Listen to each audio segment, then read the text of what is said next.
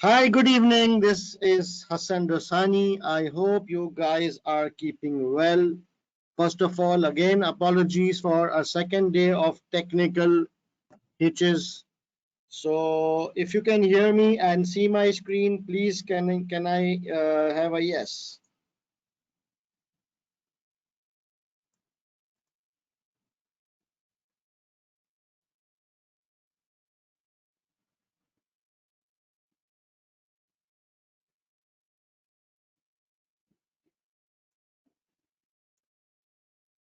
Very good. Let me just fix the question answer box.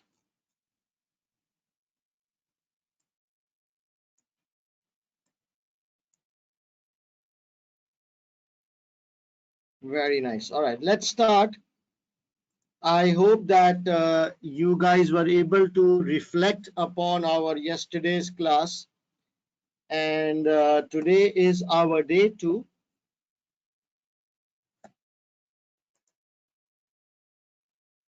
So what's today's plan? Our today's plan is basically today from exam technique point of view. We will discuss the number of points and the length of your answer. Then we will talk about SFA, we will talk about SWOT and TOES model. And then today I want to give sufficient time for financial related questions.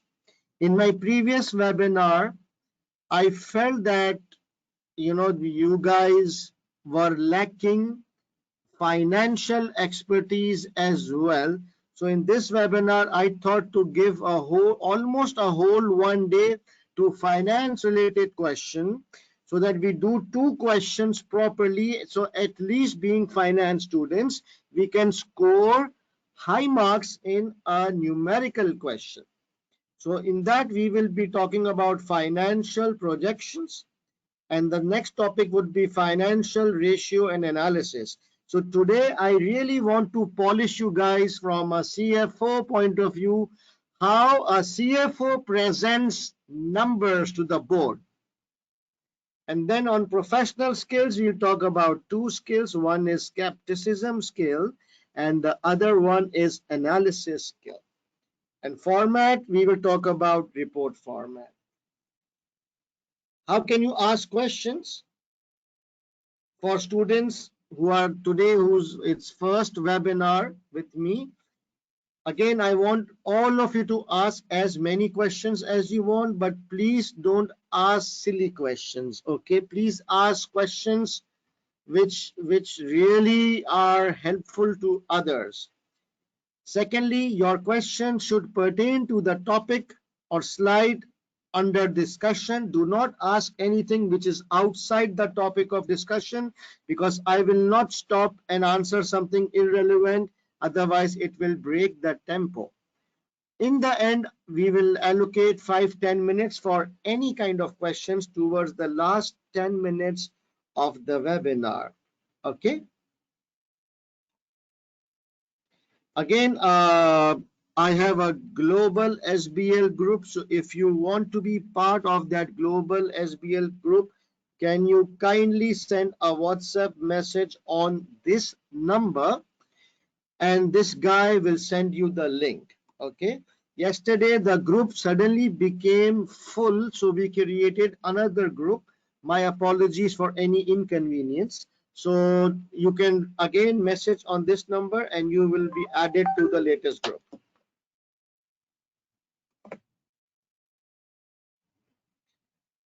Right, so today's exam technique. So one of the reasons why students fail in the eyes of the examiner, he feels that students, they don't write sufficient number of points. And obviously, just think that if you are an examiner and for a 20-mark question, the student just write 3 points, would you pass him? No, right? So number of points and length of your answer is directly related to the marks. How do we decide the number of points? So generally, 1 point carries 2 marks. So a well drafted, well explained point carries 2 marks. So if it is a 10-mark question, can anybody tell me how many number of points for a 10 marks question?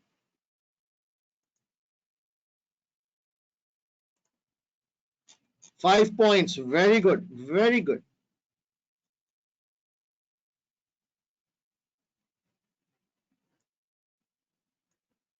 5. Excellent. And if it is a 15 marks question, then how many number of points? 15 marks question. So we will divide by 2, right? That gives me 7.5.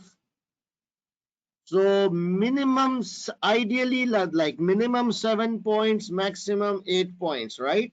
7 to 8. Okay, depending on the availability. Excellent, guys. Excellent. Now the thing is, if you look at the question paper, all the questions, they carry 2 types of mark. One is technical marks and the other one is professional marks. So each and every question, they will carry some technical marks and some professional marks. There might be a very few exceptions, but by and large, all parts carry. So for example, if the technical marks is it's 8 marks, and for the same question, hang on, for the same question, the professional mark is 2 and technical is 8. So obviously total marks is 10. So when I say total marks, I mean that we add technical marks and professional marks for that particular question, correct? So when you divide by 2, always use total marks. The examiner and most of the teachers, they always say divide 2 by technical marks, but I disagree with them. I want you to divide 2 marks, like divide the total marks by 2. Why? Because always total marks will be more than technical marks. And if you divide total marks by 2, you will end up writing 1 extra point. And that extra point would act as a buffer. Okay, it might save you. So are we very clear? I will rub all this mess and I will just summarize that generally 1 point carries 2 marks. So what we need to do, how do we decide number of points? Total marks divide by 2. Simple. Total marks, okay? Now, we divided by 2 because generally 1 point carries 2 marks. But sometimes the examiner asks you to identify a weakness and give recommendation. You see, there's a question which will ask you to identify a weakness and then also you have to give recommendation.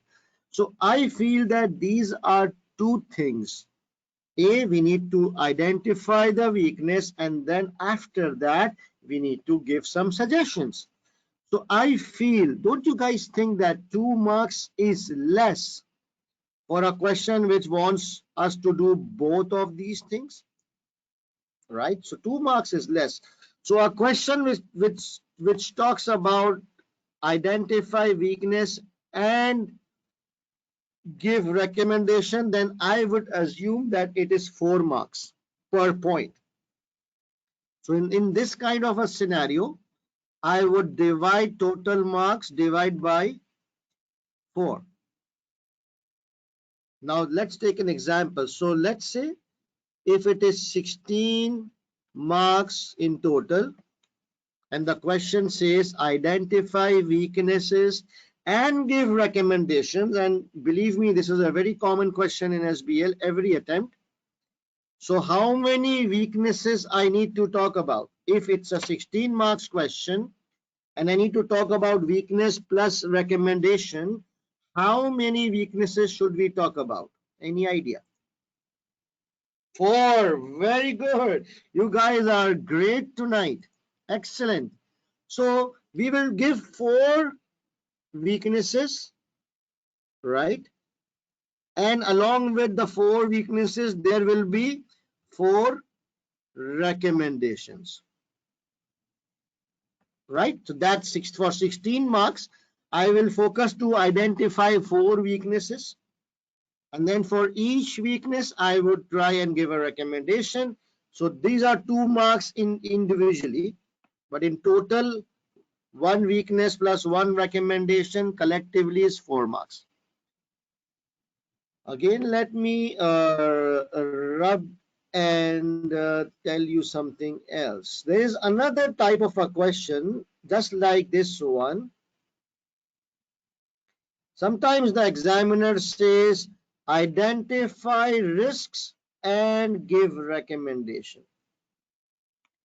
So again, I feel that, it's 2 marks is really less. So in such a question where we have been asked to identify risks and give recommendation, again, I will use 4 marks to decide the number of points. That's it. So if it is a normal question, I will follow 2 marks per point. But if it is a weakness recommendation question or a risk recommendation question, I will follow 4 marks per point. Very, very simple. It is very, very arithmetical. You need to plan this before you start drafting the answer so that you mentally know that how many points you have to give.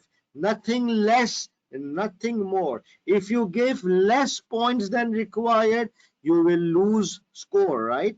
But if you give more points than required, you might get extra mark or 2, but you will eat up the time for the next question, and in the end you will run out of time and your paper will be incomplete. So please, a right number of points is the secret formula. Any questions?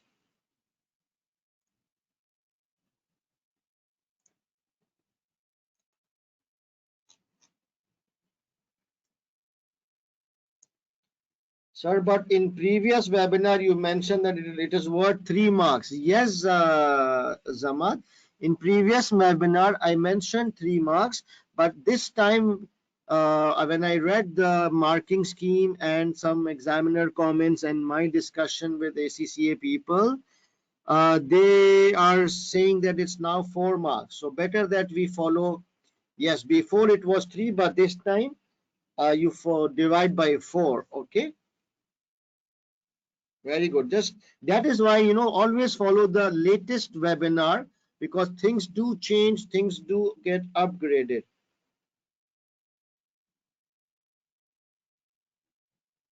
Rakib, please don't flood my question box by repeating your question. Rakib, please ask your question once. If it is relevant to the discussion, I will answer. Otherwise, I will answer in the last. Okay, please don't flood my question box. Thank you. Please, there is some house rules here. Right. So what should be the length of your answer? So this question was more applicable for manual students, right? But in CBE, it is difficult to judge the length of the answer because it is being typed and you don't really know. It depends on the font size, the magnifying view size of your screen, all those things. But the general approach is that your point should neither be too short nor it should be too long. So what I always emphasize, I always say that 1 point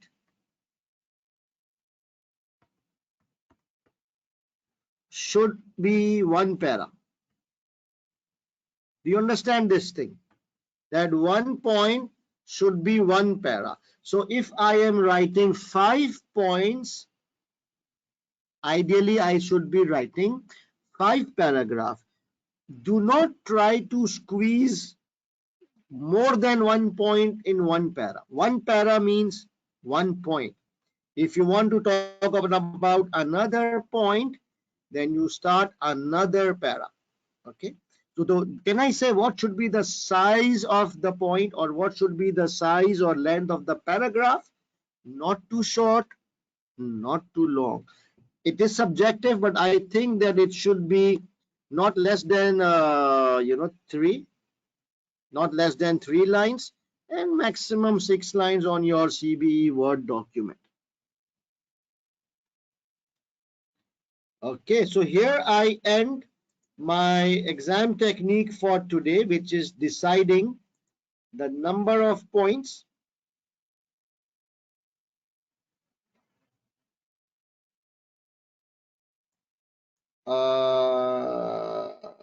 Yes, you're right. So number of points depend on how wide your screen is. That is why the first approach is your paragraph should not be too short, nor it should be too long, but just to give you a rule of thumb, minimum 3 lines, maximum 6-7 lines. That's it. Admin, can you please update today's handout?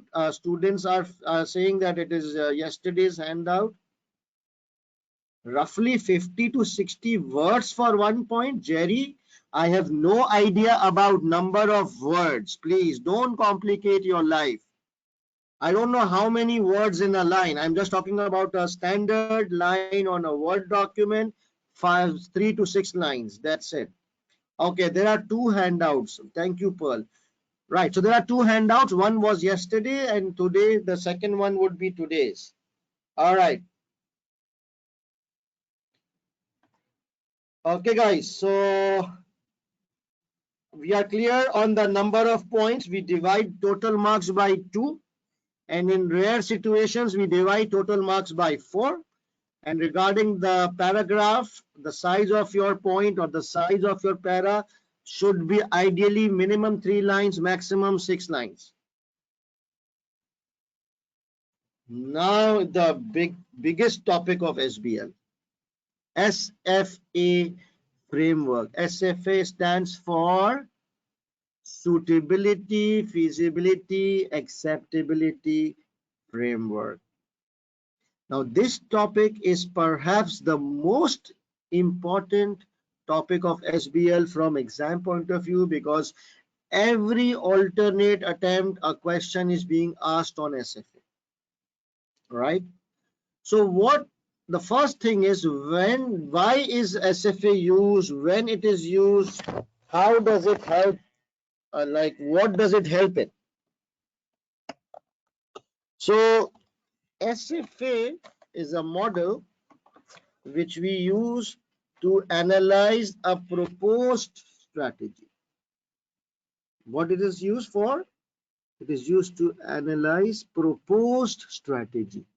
So if, remember, you are CFOs, okay? Now the company is thinking of doing something.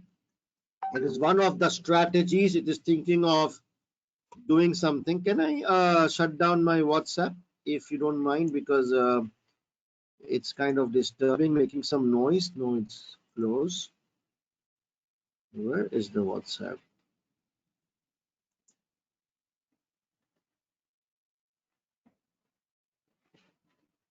All right, doesn't matter. So whenever a company is thinking of any future strategy, do you think the company needs to analyze or evaluate the strategy before they decide whether to go ahead or not? Obviously. So for example, if you have a job offer, so you will also think and analyze the pros and cons of that job offer, right? The location, the location of the company, the name of the company, the reputation of the company, the industry of the company, the role which you are being considered, the salary packages, working environment, culture, all those things, right? So similarly, when a company thinks of some future product, future planning, future strategies, they will also, or we will also, as CFO and the board, analyze, evaluate the proposal in order to arrive at an educated decision. So a helpful model is SFA. It is a model which we are using to analyze or evaluate a proposed strategy which is futuristic.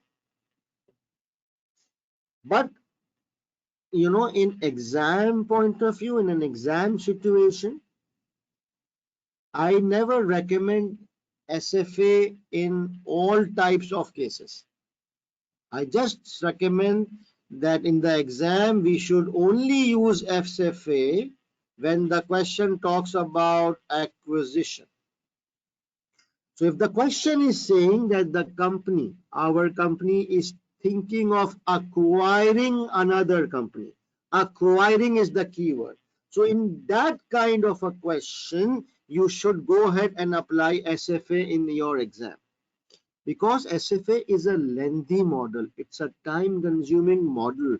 At least it should be 14-15 marks worth, then only you should do this model properly. So generally when a question talks about acquisition, acquiring another company, then definitely go for SFA. But if the question is not about SFA and it just talks about some other proposed strategy like launching a new product or opening a new branch, this doesn't involve any acquisition, then please don't use SFA. You will actually get stuck in the middle of the question. Okay, so just don't use SFA for non-acquisition questions. Is this clear? So examples. The first example is evaluate the proposal of acquiring ABC company situated in XYZ country. Should we use SFA in this one? Yes or no?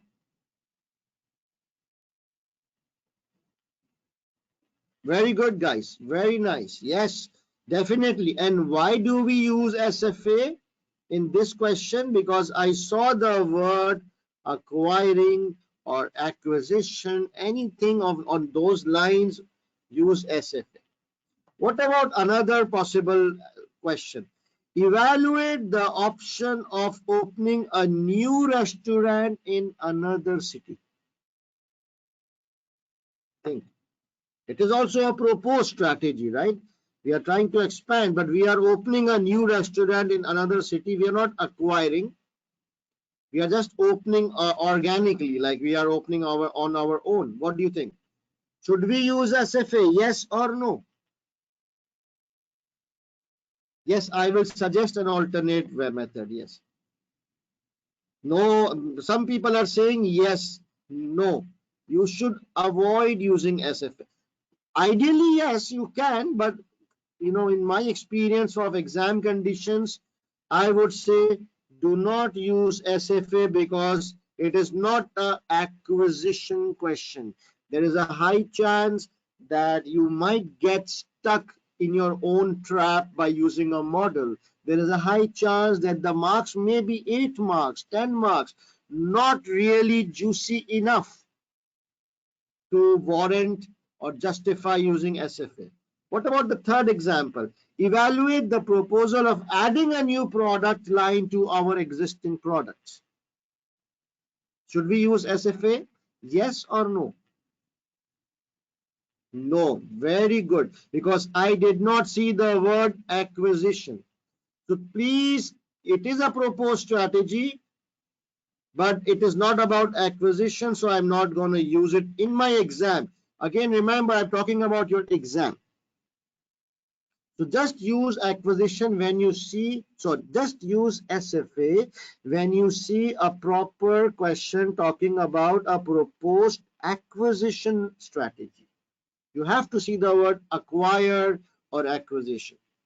So now the question is, if we don't use SFA for these two, then what do we do instead of SFA? Well, you can talk about the pros and cons, right?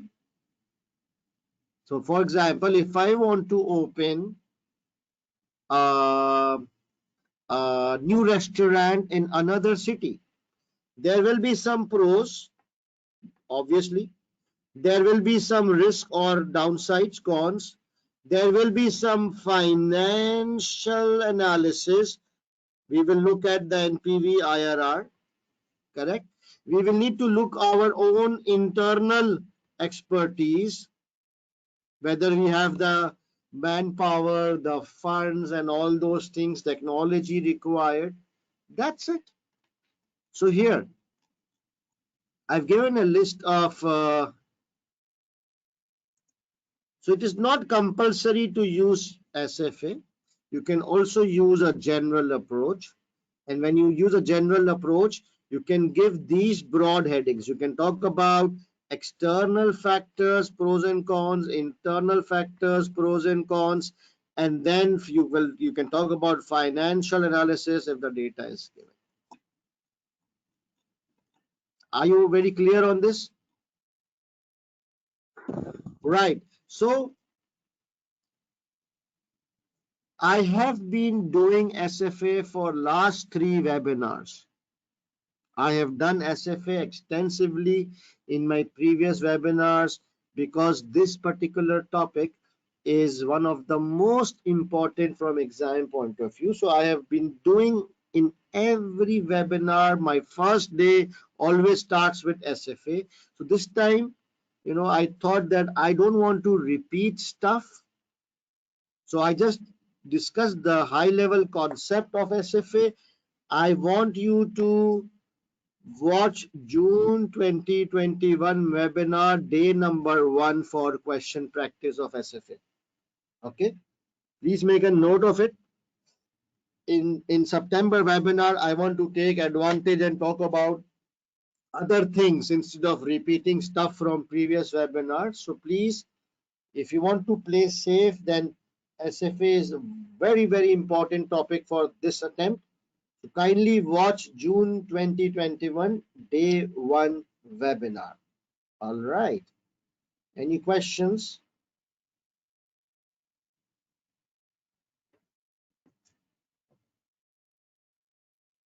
Merger, acquisition, strategic alliance? No, Laksh, just acquisition.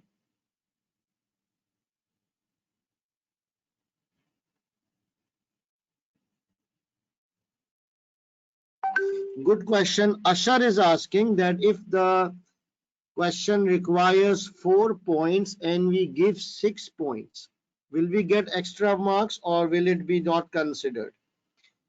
Yes and no. I mean, if you look at the examiner's marking scheme, they always cap the number of points or cap the number of marks for each requirement. They can say that students may 2 marks for each point, maximum of 6 marks or maximum of 3 points. So there is always an upper capping on the number of points.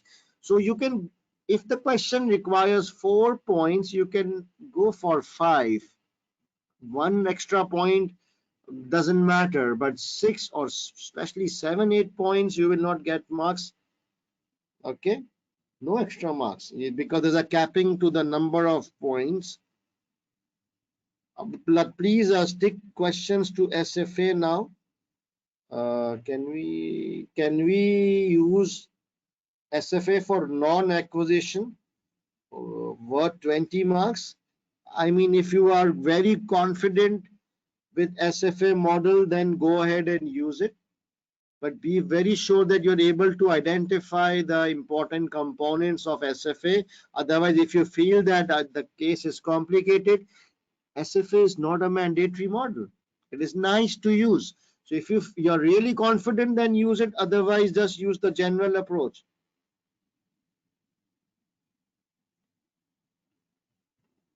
Yes, Ahmed. All right. So I think I'm not getting questions regarding SFA. Was SFA tested in June 2021? No. SFA was not tested in June 2021. That is why I feel that in September it's an important topic. So please watch June 2021 day one webinar for SFA. Yes, correct, Yusuf. All right. Was it tested in March? I don't remember. I need to check. But I guess yes.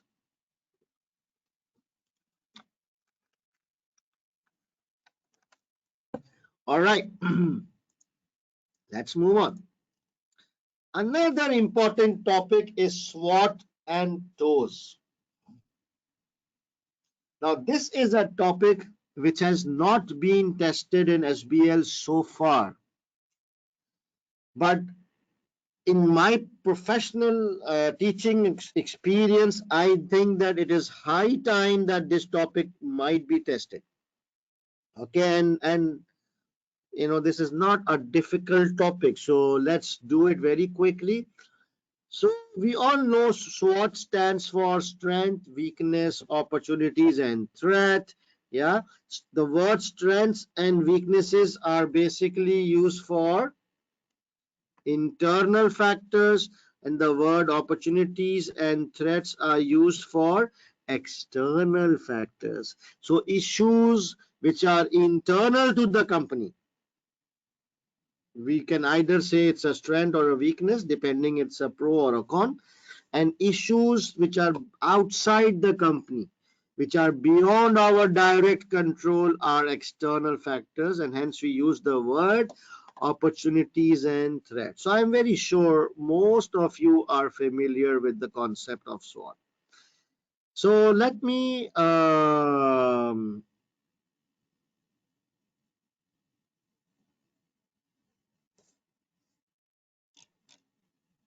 screen is stuck in SFA. I'm on SWOT right now. Your screen is not moving.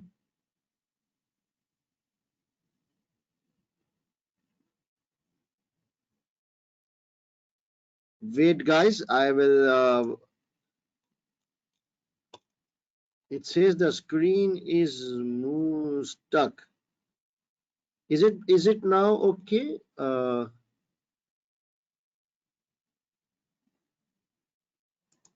just checking. No, okay. Let me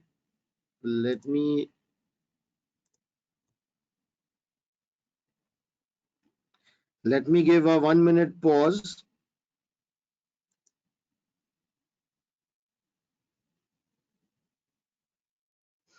and again share my screen.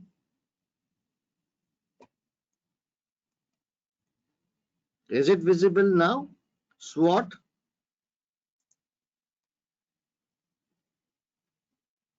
Very good. Excellent. Thank you guys for pointing this out. I hate this technology, but there are a lot of advantages as well, right? So can anybody tell me, is there something in life which has only advantages and no disadvantage?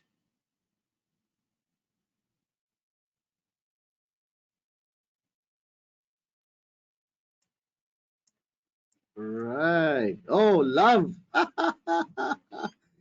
Okay. All right. Okay. So, right. So now you are on SWOT. Okay. So I'll just talk about some examples to see whether your concepts are okay. Highly motivated staff. What do you think? Highly motivated staff. Very nice. It's strength. Excellent, because it's an internal thing. Strength. Okay. Just write S. Okay. All right. Lazy, unskilled employees. Lazy or unskilled employees.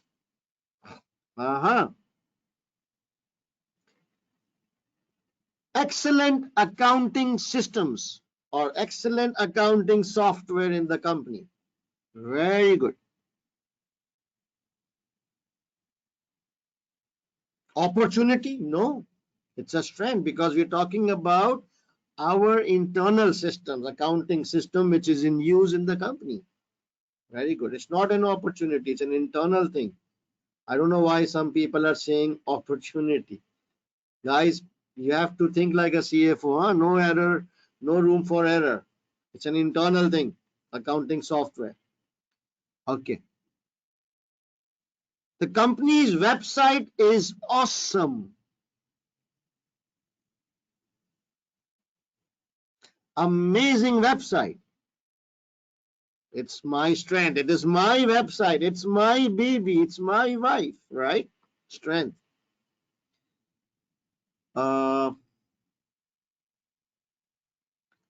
Outdated plant and machinery leading to very high maintenance costs. Very nice. You guys are good in strengths and weaknesses. Now let me test your skills on opportunities and threat. Cutthroat competition.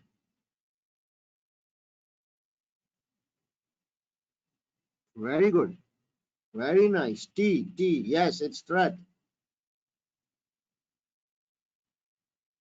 More and more customers moving to online e-commerce platform.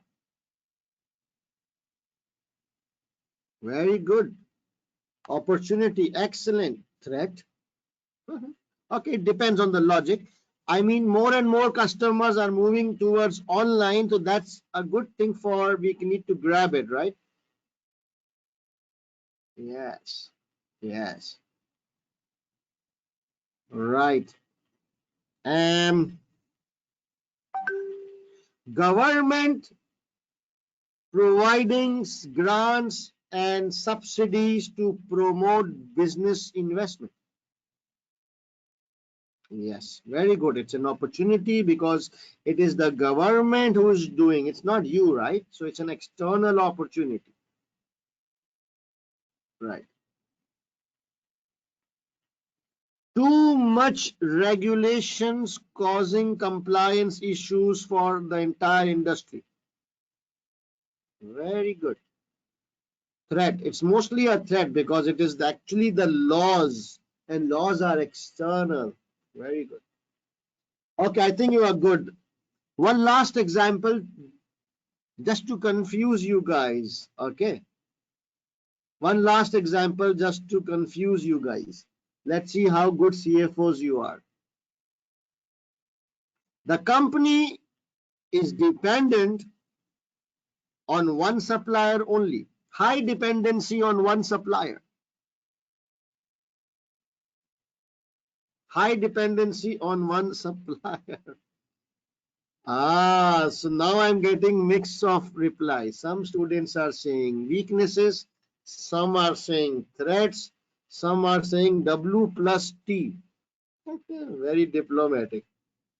Yes, it now depends. So those of you who think it's a weakness, those of you who said it's a weakness, can you please type your logic? Why do you think, why did you say it's a weakness? Because marks is based on logics in SBL. So high dependence on one supplier, why do you think it's a weakness and not a threat? Give me a logic.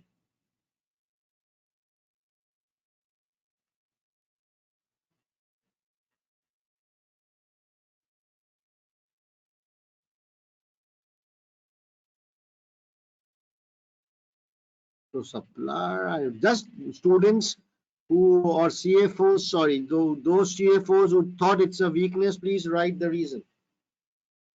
Okay. And those CFOs who thought that it is a threat, please can you explain why you said it's a threat?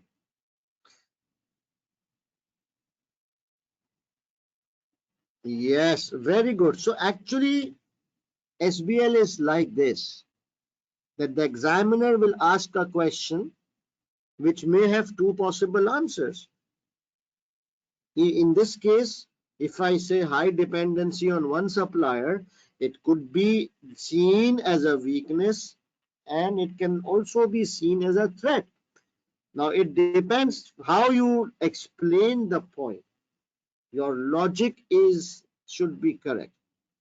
So if the case says there is high dependency on one supplier because there is only one supplier available in the market, then what do you think it is? A weakness or a threat?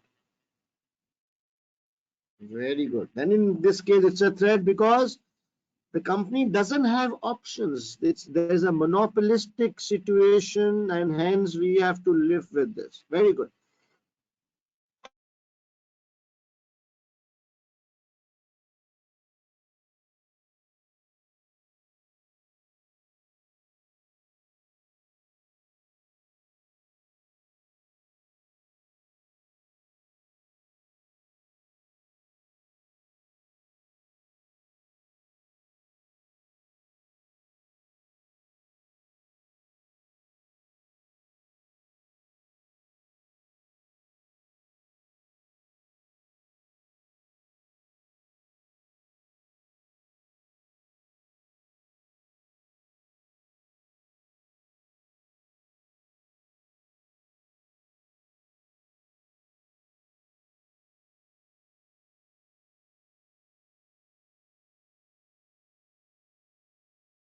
Okay. So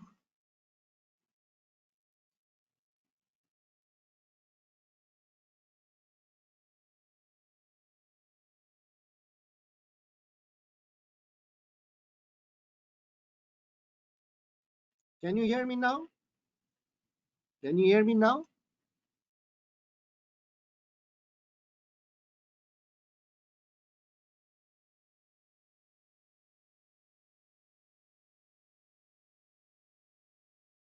Right.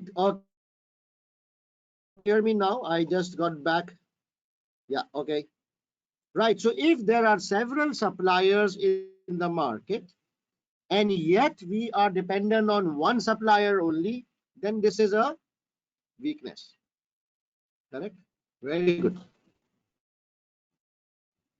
So I'm glad that your concept of strength, weakness, opportunity, and threat is perfect. Full marks to this batch of CFOs. Now, my next question. Do you think it is important to do a SWOT analysis? Like all companies, do they need to do a SWOT analysis or it is just a sexy, fancy thing to do? Yes, all organizations, we have always been told right from the day we were born that SWOT is very important. SWOT is every organization, they look at their strength, they look at their weakness, opportunities, threats at least once a year or something, or when they're making their strategies. Yeah.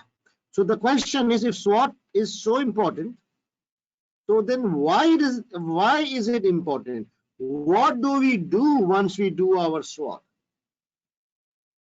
What do we do once we do a SWOT?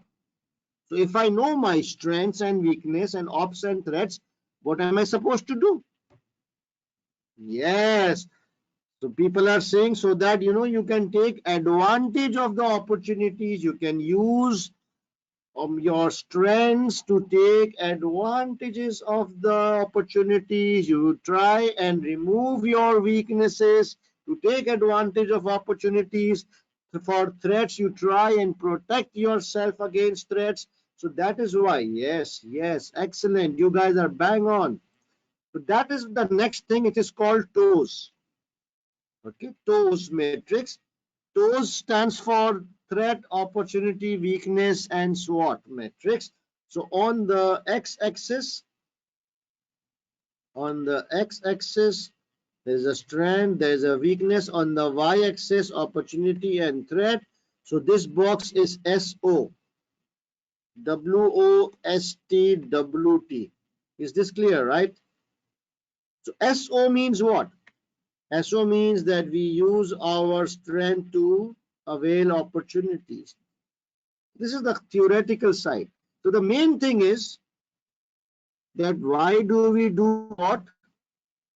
We do SWOT so that we can come up with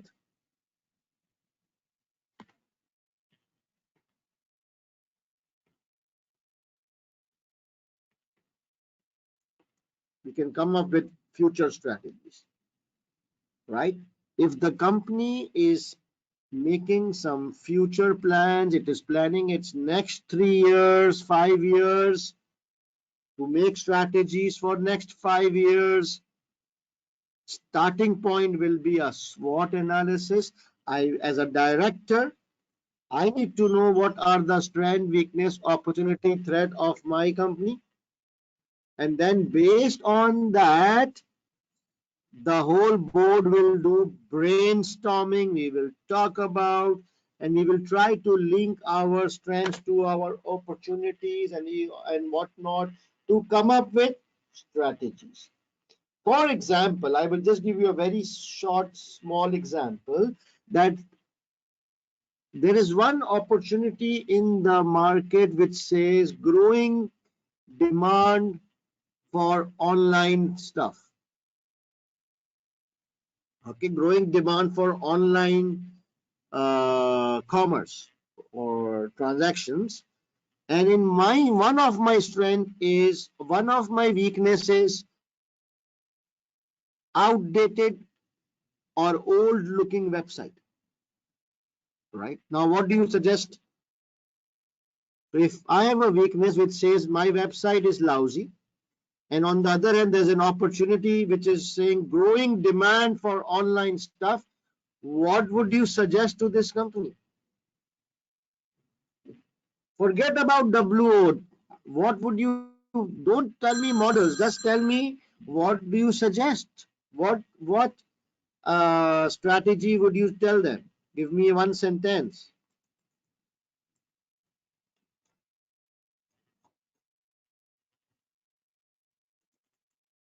Please type what strategy you would suggest. I'm not getting your messages, I think. Yeah.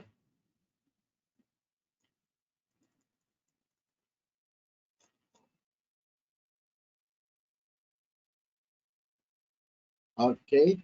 So what I would suggest to this, if this is my company, if I'm sitting on the board, I would say, listen, guys, there's a big opportunity. People are moving towards online. The customers prefer online. It is COVID-19 and this and that.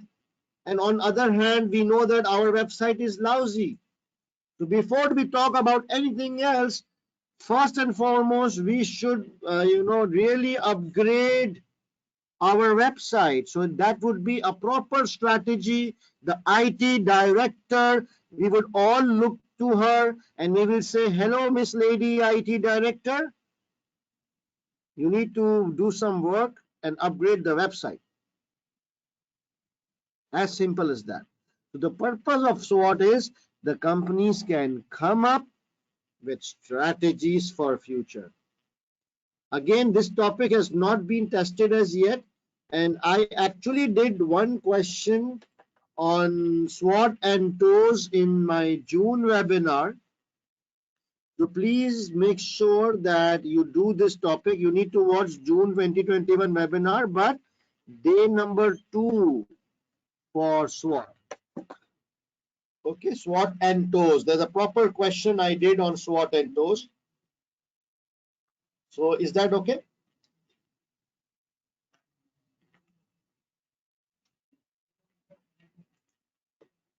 Let me look at questions. All right.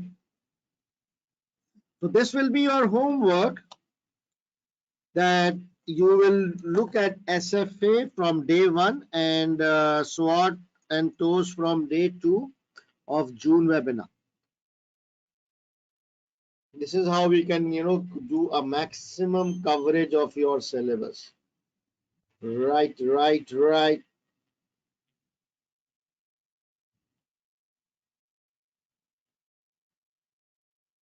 Any specific situation when we use SWOT?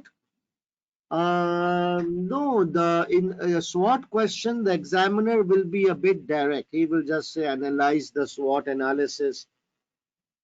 Okay, so then I think SWOT questions are pretty direct. There are not situation-based things. How do we get the past webinars? They are all in my WhatsApp group. Okay, in my WhatsApp group there is a Google folder. The link is there for my the link of my Google folder is there, and you can easily access all the previous webinars, the handouts, the notes, everything. Okay,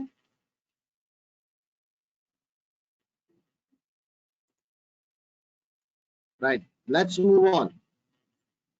This one is important. I want to spend time on finance related questions today. So there are two types of questions in you may expect in SBL. There are two types of possible questions on numbers.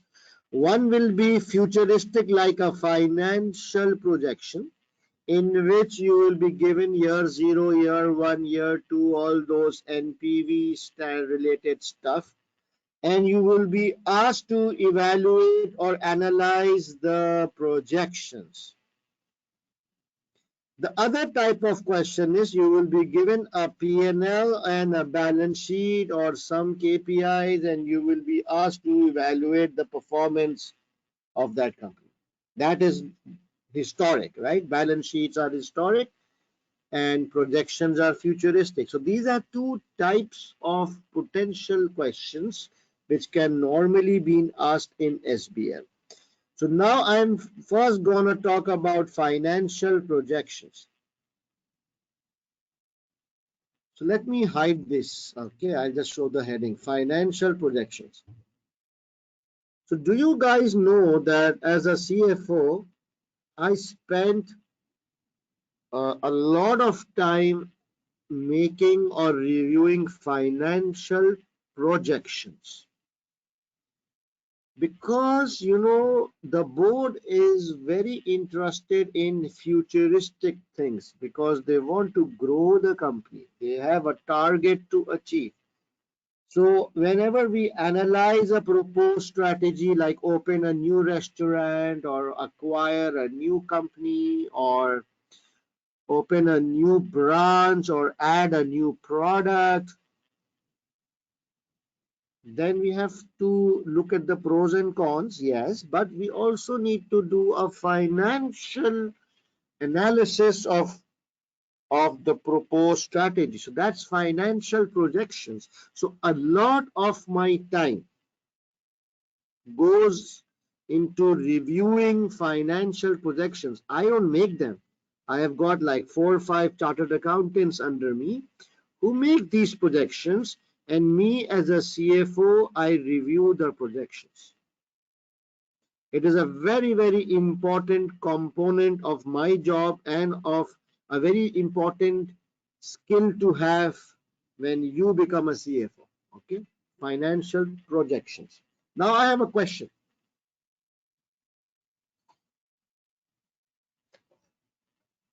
Do you think that if there is an error on the financial projections,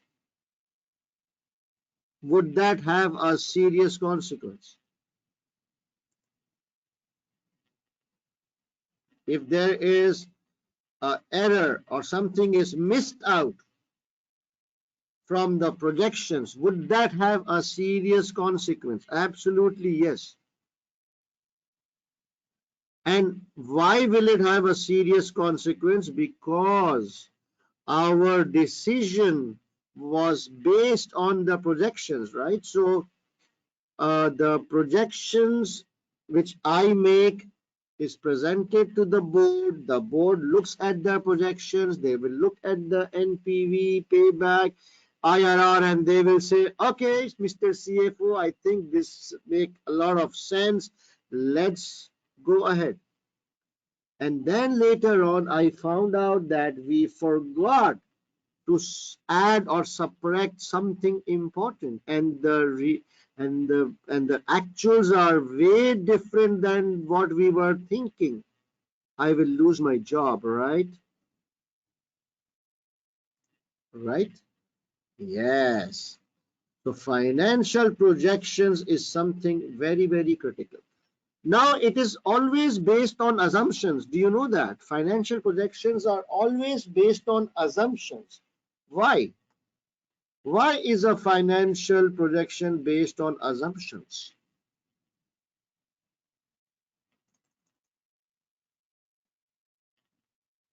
Because it is very good. Because it is futuristic. That is why it's called projections, right? We don't really know, but we are trying our best. So when we talk about future, we take assumptions because it's a forecast. Good word. It is subjective. Very good. So you guys are really enjoying, I think. Now, if your assumption is stupid, that will directly affect the numbers, right? If your assumption is stupid, that will directly affect the projections, and then the decision will be faulty, and the company will be screwed, and I will lose my job. Very good. So it is very, very important that the projections are as humanly accurate or close to actual as possible. So now, in your exam of SBL, you will not be asked in SBL to prepare a NPV or make a projections. You are a CFO. CFOs don't make prepare NPVs and IRRs. You will be given a projection which has been prepared by a dumbass, and you will be asked to review and analyze the projections. Do you think you would be able to review it? Are you fit or not? Can you review a projection prepared by someone else and identify a weakness? Would you be able to do that? Yes, very good. So basically what we do is we just look at some basic things like what I do when I look at projections. I will share my secret checklist. As I said, I look at a lot of projections. So I have my own checklist as a CFO, what I need to look for. The first thing I will always look is I will make sure that the projections are based on discounted cash flows. There is no concept of anything other than discounted cash flow. It has to be using the method of discounting cash flow, and the discount rate should be a sensible discount rate, right? The second thing is I would always like to look at the payback period. I would like to calculate and see whether the payback is acceptable or not. Now, payback can be a simple payback, which is before discounted cash flows, or it could be post discounted payback. Doesn't matter, but payback will tell you the number of years. Thirdly, I would review the assumptions. So, those dumb ass people who made the projections, they need to tell me all the assumptions, and I will go through all the assumptions to make sure that there is no stupid assumption, because a wrong assumption will directly affect the projections. And I would then also, I would check the assumptions. I would make sure that tax implications have been considered, if any. Most people, they forget to talk about tax implications. If I want to see the ultimate profitability, I need to consider corporate taxes. And I would also like to do a sensitivity analysis, which is something like, I think you know what a sensitivity analysis is. That what if the revenue numbers are down by 20%? How does it affect the bottom line? What if the costs go up by overrun by 20%? How does it impact the profitability? I ask these kind of questions to see how sensitive the data is. So please remember these 5 things. Okay. Do I have any questions on financial projections?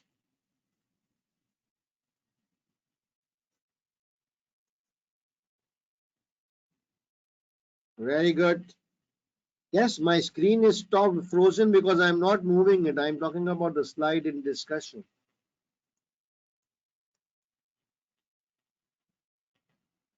Can we include IRR?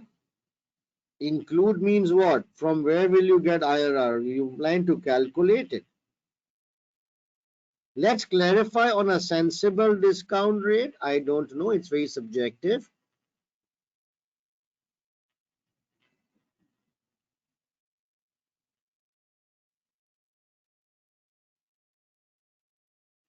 I'm just going through some questions.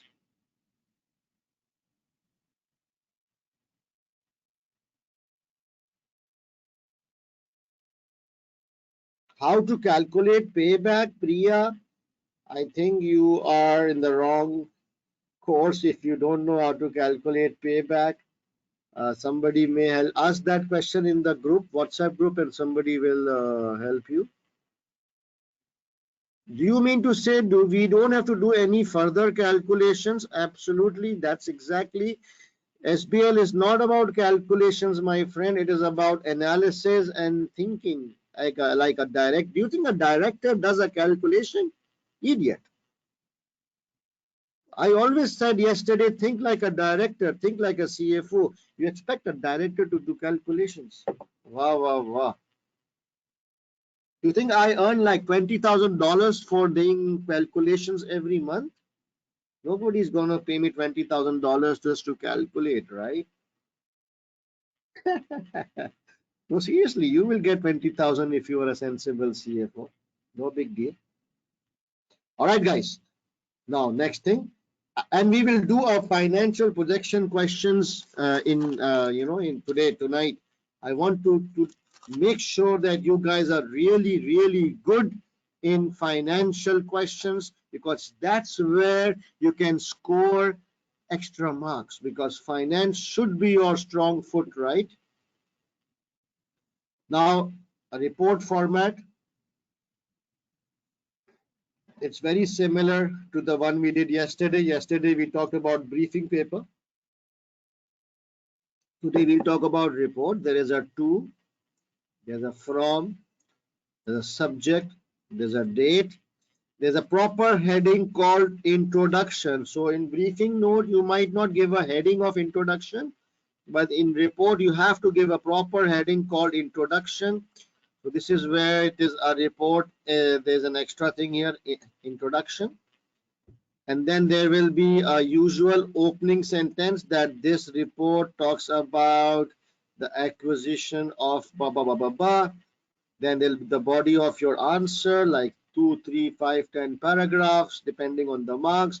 In the end, you will close your report by sincerely and your own. Very similar.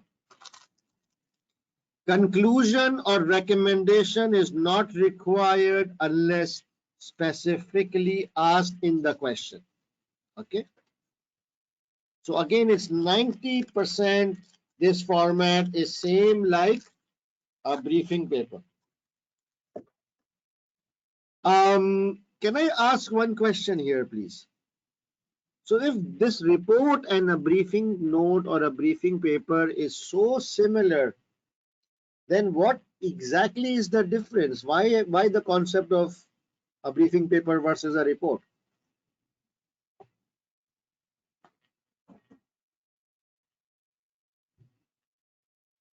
Hmm? What is actually the difference between a report and a briefing paper when everything is the same? Good try. Well done. You know, a briefing paper, as the name says, has to be brief. Whereas a report is a proper report in which details are there. It provides good analysis. And a briefing paper, the purpose of a briefing paper is not to analyze like in full detail, but just to brief the person, brief the reader about something.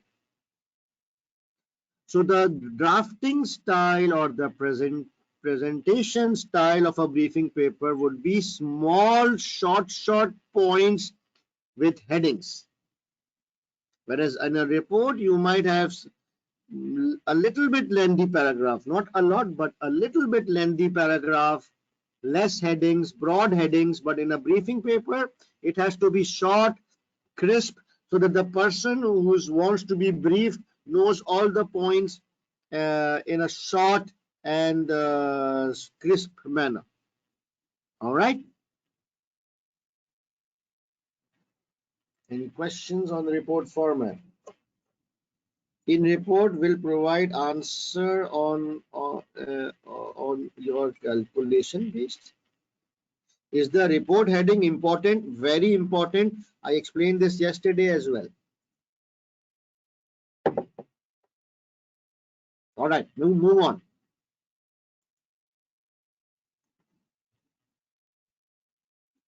Today we will talk about two professional skills. There's one here. Where is the other one? Anyways, skepticism skill.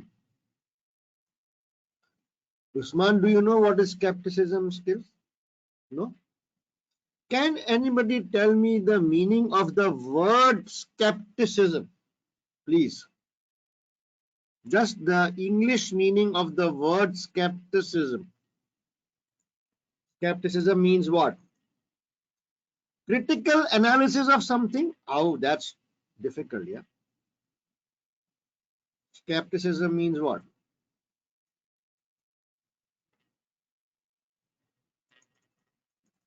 My chat question box is hanging a bit.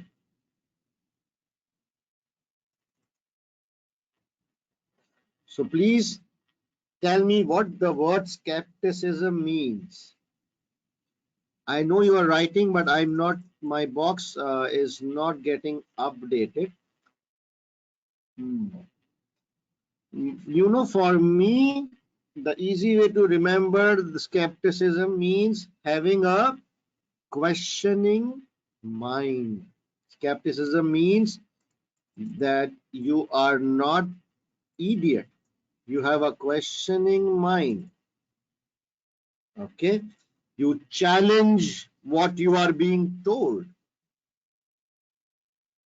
So when when I come really late from my office, like 10 o'clock, 11 o'clock in the night, when I come really late, my wife asks me, where are you coming from? And I tell her I'm coming from my office. And she looks at me from my head to my toe and she says, oh, really? I don't think so. And I said, I swear you can call here, call my colleague, or you can tell. I try to justify or explain or prove that I was actually coming from my office. So now who has a questioning mind here, me or her? Yes. That's skepticism skill.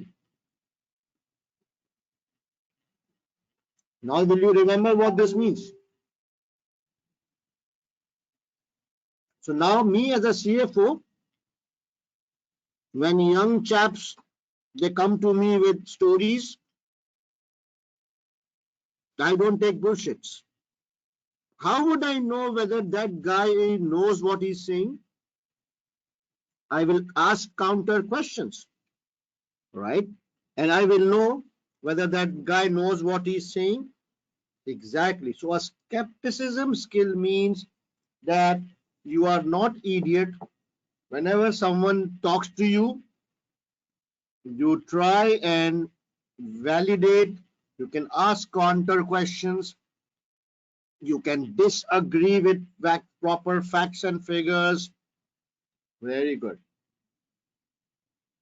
So this skepticism skill, when the question says skepticism skills, you have to adopt a negative tone when you are drafting. That's how you will score marks. When the question says demonstrate skepticism skill, make sure that you ask couple of questions in your answer. I want to see at least 2 or 3 question mark, because we all know that skepticism means questioning mindset. So when you are drafting your answer, you can ask questions, or you can disagree. You will say I disagree, or it seems incorrect, and this is, this needs further investigation, and what is the basis of this assumption. Just try and put couple of questions. Is that clear?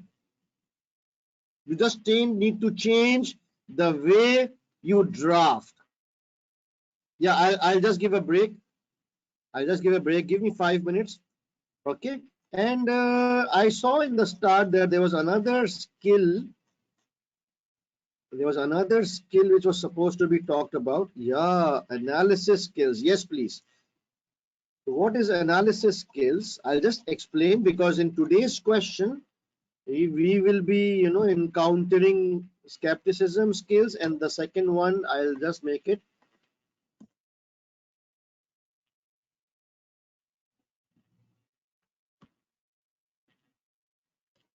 analysis skills. Okay. Analysis skills means, it's very simple, that you investigate. You investigate the reasons. So if something is happening, for example, the company's revenue suddenly declined. The company's revenue suddenly declined by 20%. Don't you think the board will ask what's happening, why the revenue has declined, right? The board should know the reasons. What is the reason? So as a CFO, you need to investigate all the variances, all the financial movements, and identify the business reasons behind those numbers to justify those things. So you as a CFO will investigate. So I will investigate why this revenue has gone down. Is it because of volume? Is it because of, and if it is because of volume, if my quantities has gone down, why? Is it because some competitor is snatching away my students, or is it because of quality issues, or is it because of COVID-19? I will try and reach the root cause. Okay, so analysis skills is simply identifying the reasons or the root cause of what's happening, like why it is happening. And from where you will find the reasons, it will be given to you in the exhibits. So if you are given a financial statement, so you can look at the variances and you will explain or justify the variances through business drivers, business KPIs. That's analysis skills, that you investigate the reasons and try to find out the root cause of the problems.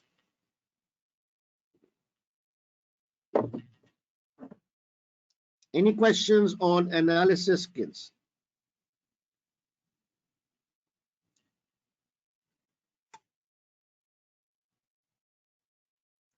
All right, so let's take a break now. Is it, what time is it? We started at 8:30 or 8:30, 9:30, 10, 10, 10. Guys, I think we still have got 15 more minutes, right?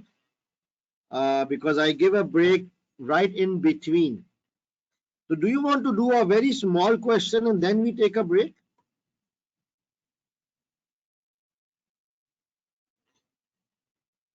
Can we have 15 more minutes before the break? Because then in second half would be a bit heavier then. Yes, I think I've got like 10-15 minutes. Right. Sir, please answer my question. This is Sayyada. Where is your question? Because the question box is moving very fast.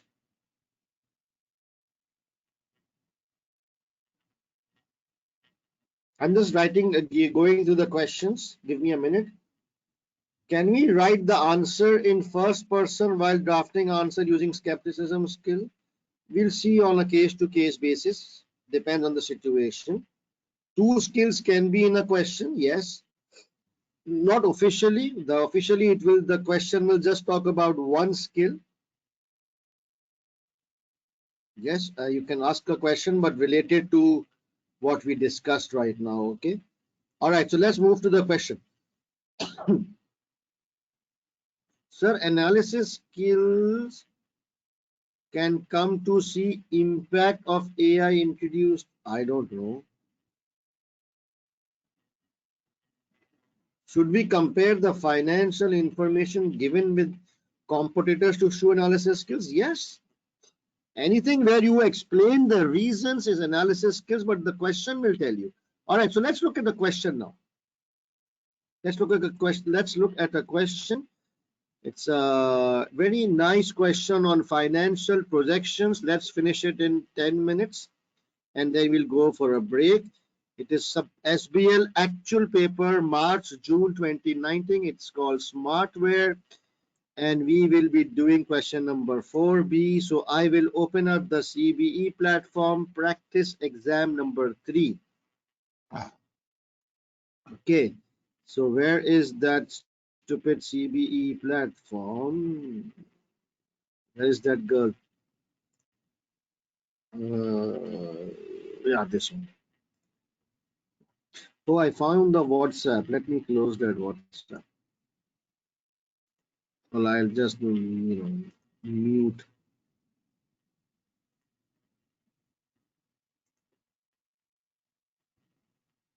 Okay, later.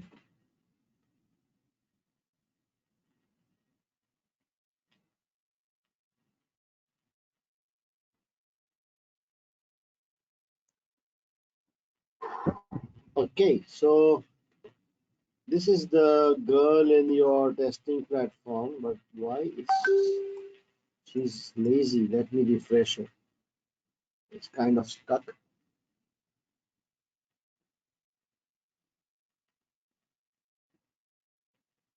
Why is it not opening?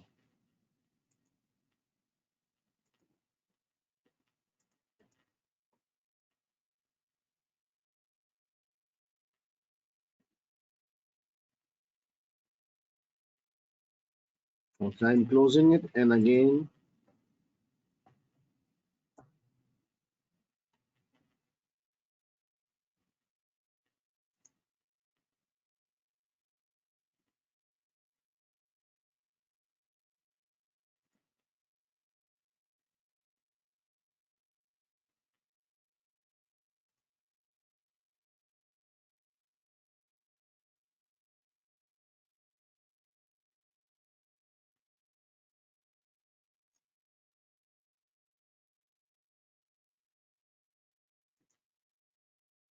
Ah, here she is. Strategic business leader, official resources, practice exam.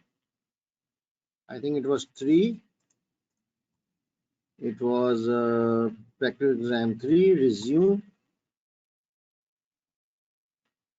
Question number 4B. So I read the question first. I'll go down to the tasks.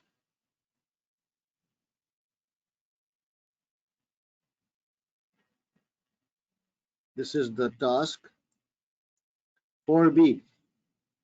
It says write a report on behalf of the sales and marketing director for presentation to the board which achieves both the following.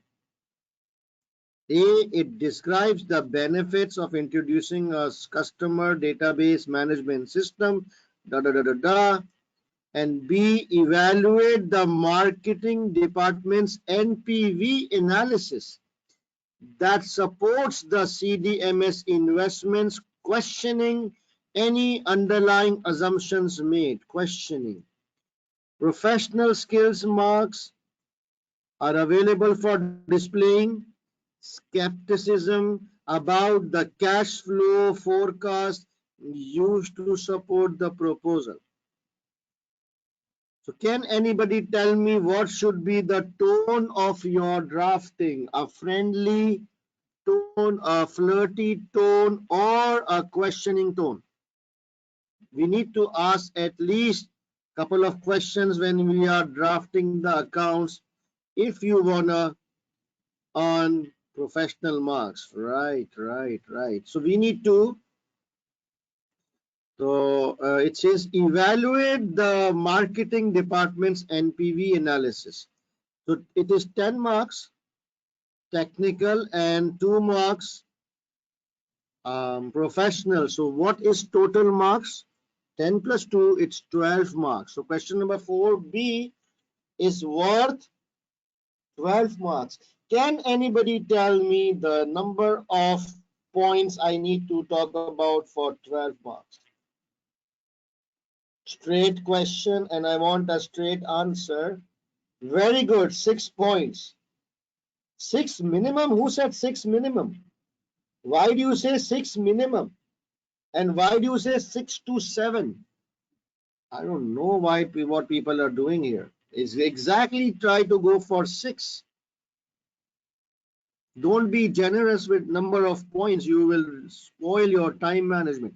Right. So we all know that this is required. So do you want to see the analysis? So it is somewhere. Let me copy the requirement. Control C. I open my worksheet. And I want to make the report first. Oh, I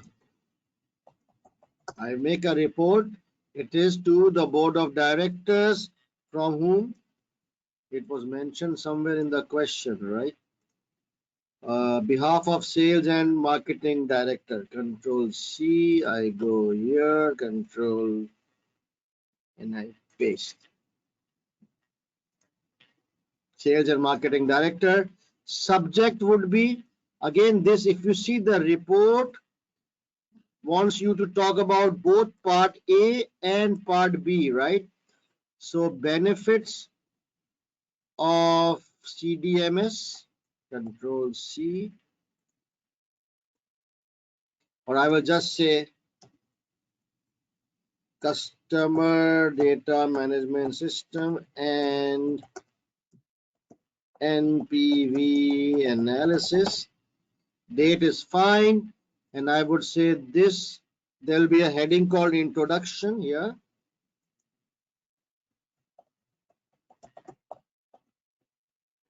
I will bold, I will give the thing heading 3, and I will say this report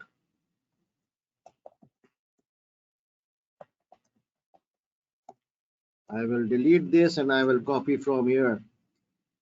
Describes the benefits of introducing, control C, I will go here, I will paste it,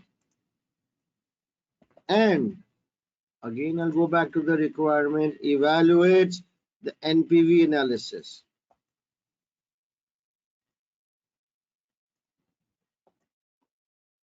Full stop.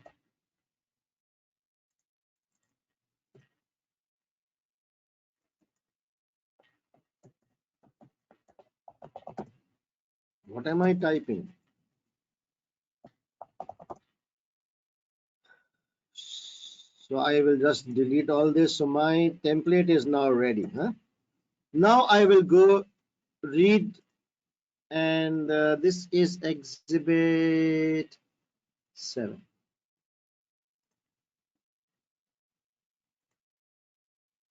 Ouch, this is in Excel.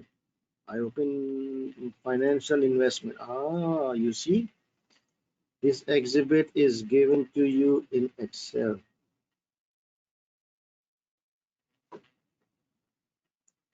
All right. Can you guys see? So now I want you to recall the projections checklist. So what is it here? Is it based its timeline? and year 0, year 1. So kindly year 0, year 1, 2, 3, 4, 5, and then it says investment in CDMS technology and operating costs are negative from year 1, additional contributions are profits in year 1 to year 5, interest payable on loan, net cash flow, and then corporate tax at 30%, post-tax net cash flow, discount factor at 10%, and then present value of net cash flows and net present value is 7. Positive. Very nice. And then there are certain notes here. So you see they are in reference to the notes. These are notes 1, notes 2, and the notes are explained here. So note 1 about 38 million, it says that this amount is basically initial capital outlay, sales tax on the purchase price recoverable through the Noria tax authorities, installation and system testing cost, staff training cost, and 5-year maintenance and support contract with the supplier. And what is 2? Additional contribution 22, 22, 22, 22. It is estimated that CDMS will directly generate additional contribution from new and retained customers. 3 is interest payable on loan. A new 38 million loan will be taken out to finance the project with interest payable at 8%. And note number 4 is discount factor. A smartware weighted average cost of capital at 10% is used. This is a sheet which has been provided to you. Now think like a CFO. So if this is given to me, I will ask a lot of questions because I can see some discrepancies. I can feel that the assumptions are not strong enough or reliable enough. I have some I need some clarifications. Do you have any questions? Do you see any? So let's start with the first one. The first item on my checklist is to make sure that all the projections is based on discounted cash flow, and the discount rate is sensible. So is this based on discounted cash flow? Yeah, I can see a discount factor of 10%. I can see NPV, and it says that the 10% discount factor is basically the weighted average cost of capital. I think it looks okay to me. 10% sounds good. The basis sounds good. So if it's okay, so I will just write as an opening thing, a positive thing, that the net present value of this proposal is how much?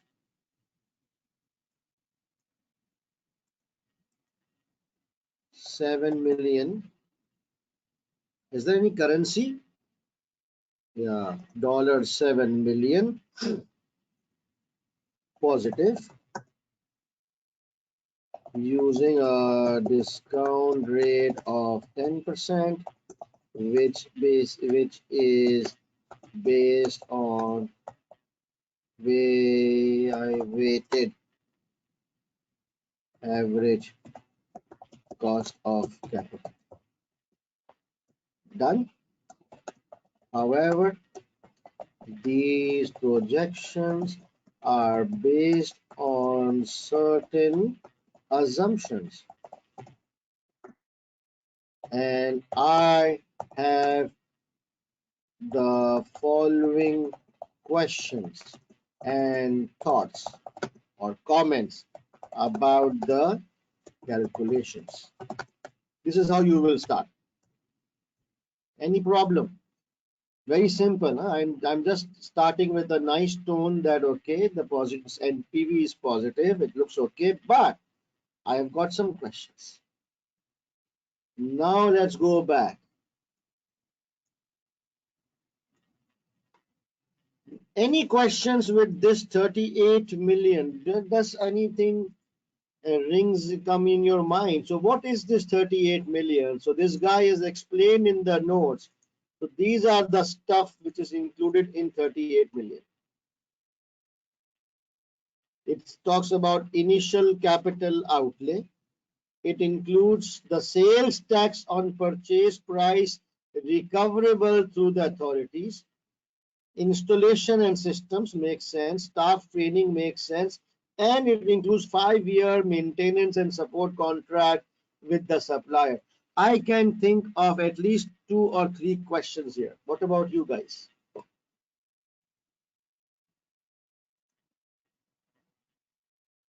Let me see your comments. Any sales tax recoverable? Very good. What else? 5-year maintenance. So what's the question here? So I will just draft the questions. I will just say, where's my word processor? Number 1, sales tax recoverable. The, what is it called?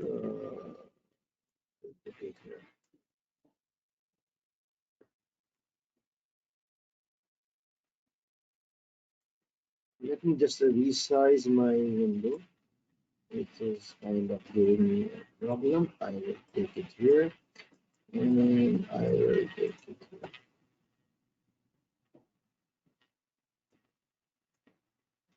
What is it called? Investment in CDMS, the initial, okay. I will say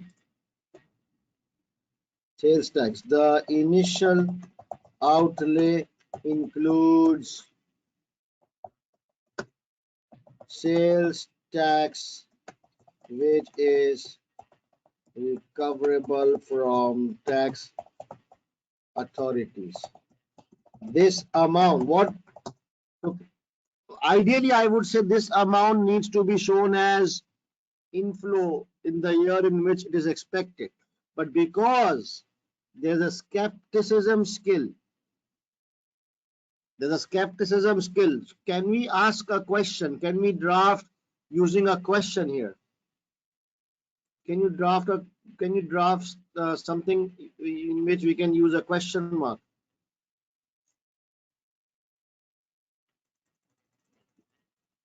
Question mark, something which uses, so I will say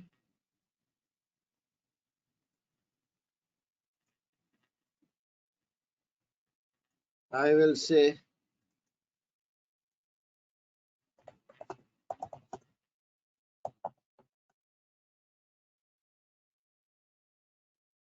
is addressed to whom? The board. Ouch.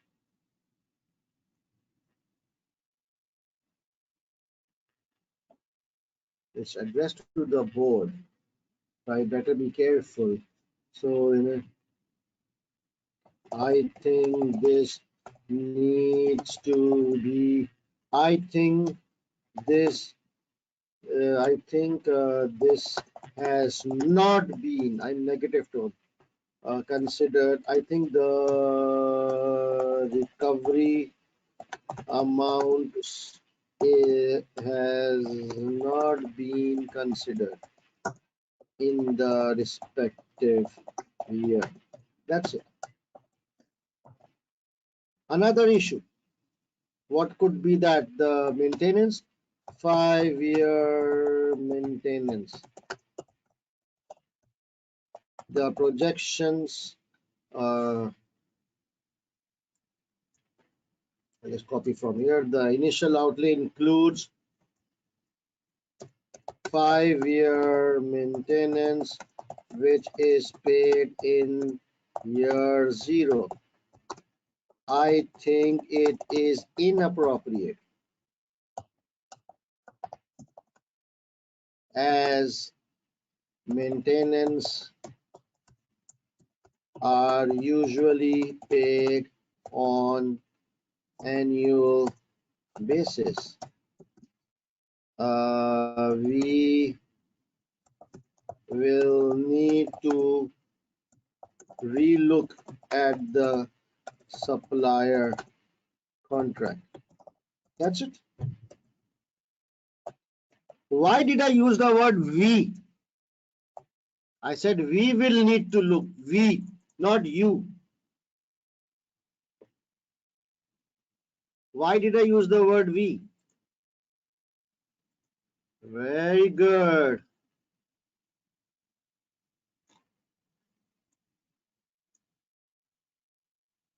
Screen is frozen.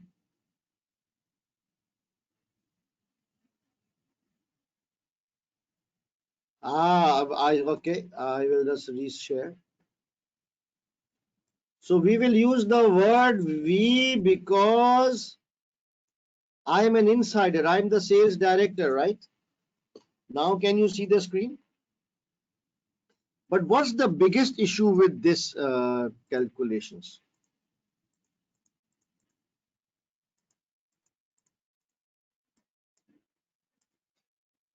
What about this biggest amount, 22 million? Anything wrong with this? This is note number 2. It says it is the estimated that CDMS will directly generate additional contribution from new and retained customers. So this is actually the profit or the return from this product, 22 million each year. Do you have any questions which comes to your mind? If you are the CFO, 22 million, not inflated. What do you mean by not inflated? It is constant. That's a good one. The screen is shared now.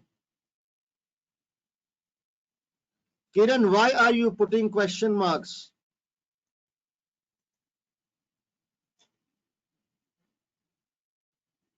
Okay, now it's the screen is there. All right, good.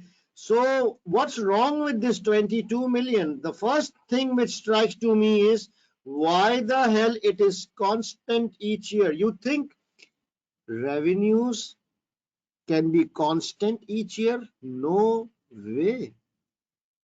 How can it be constant? It is shouting at me that something is wrong in this assumption. And do you think in year 1 it will be in the first year it will directly be 22 million? Normally a new product, it starts slowly, right? It slowly builds up revenue as it grows along. It cannot be 22 million from day 1 and it remains at 22 million on year 5, right? So can we talk about this? I will just draft this one and then we can verbally discuss the rest of the points. So the third point is, what is it called? Additional contribution.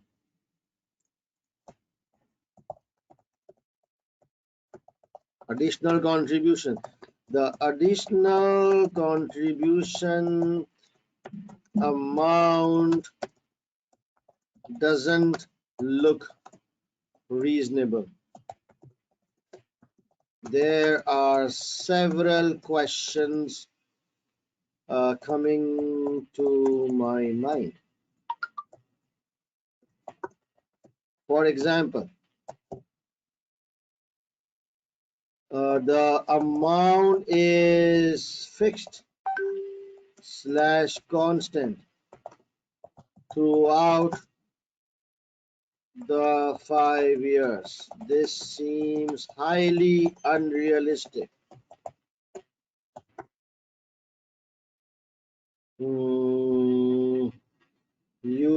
For a new product, the contribution will be lower in initial years and then it will increase as time passes.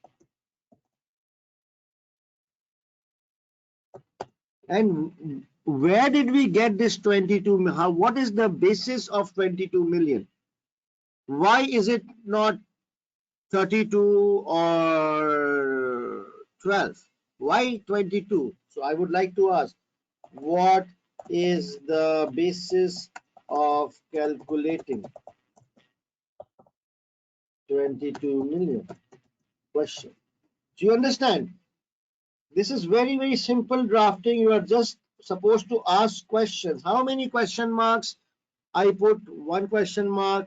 I use the word, it's coming, questions are coming to my mind.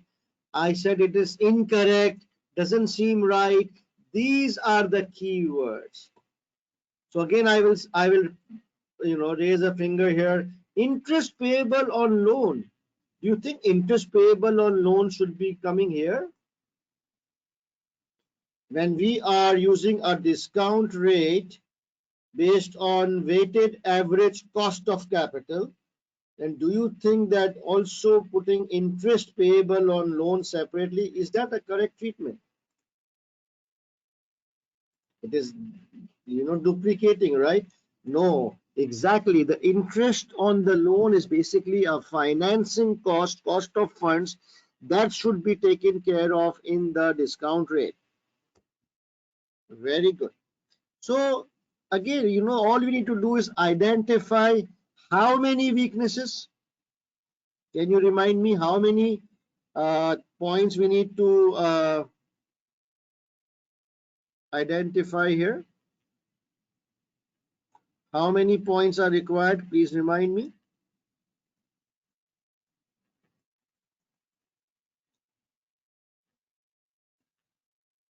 Oh, this is such a lousy software. It's hanging. I'm not getting your questions. Is it lousy internet or lousy software? I hate it.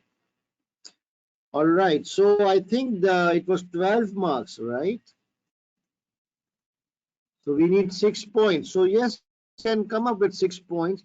The whole thing is I just want to show you how are we going to draft, how you going to present. That's very important. How you going to link. That's very important. Okay. So does it look nice to you? Again, I will show you how it looks to the examiner.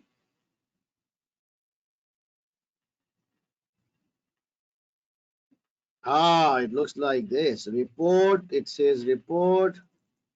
And it says a board of director. There's an introduction. There's a broad heading called NPV, and there's an opening paragraph, and then 1, 2, 3, 2 points under 3, and then so total 4 points there. And I can think of 2 more points. And nice, good-looking answer for 12 marks.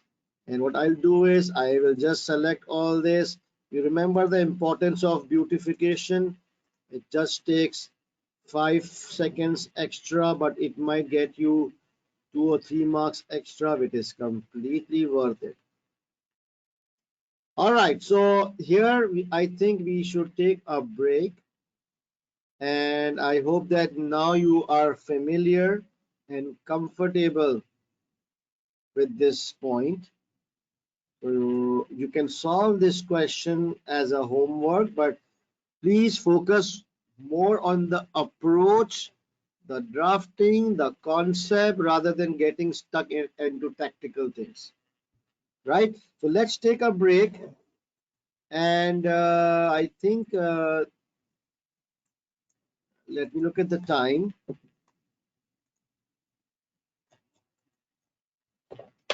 So it's kind of, no, where is my sheet? Yeah.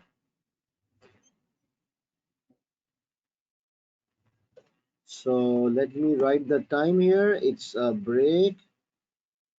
It's like 10:27. Let's say 10:30 to 10:40. Okay.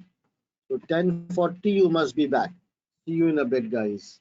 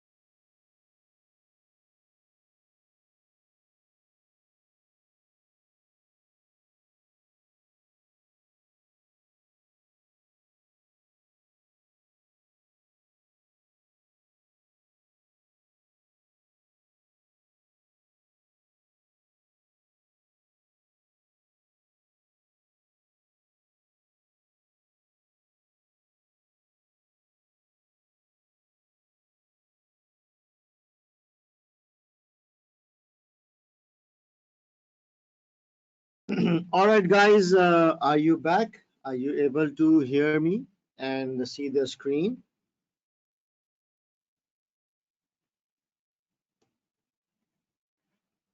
Please, can I have a yes if you're able to hear me and see the screen?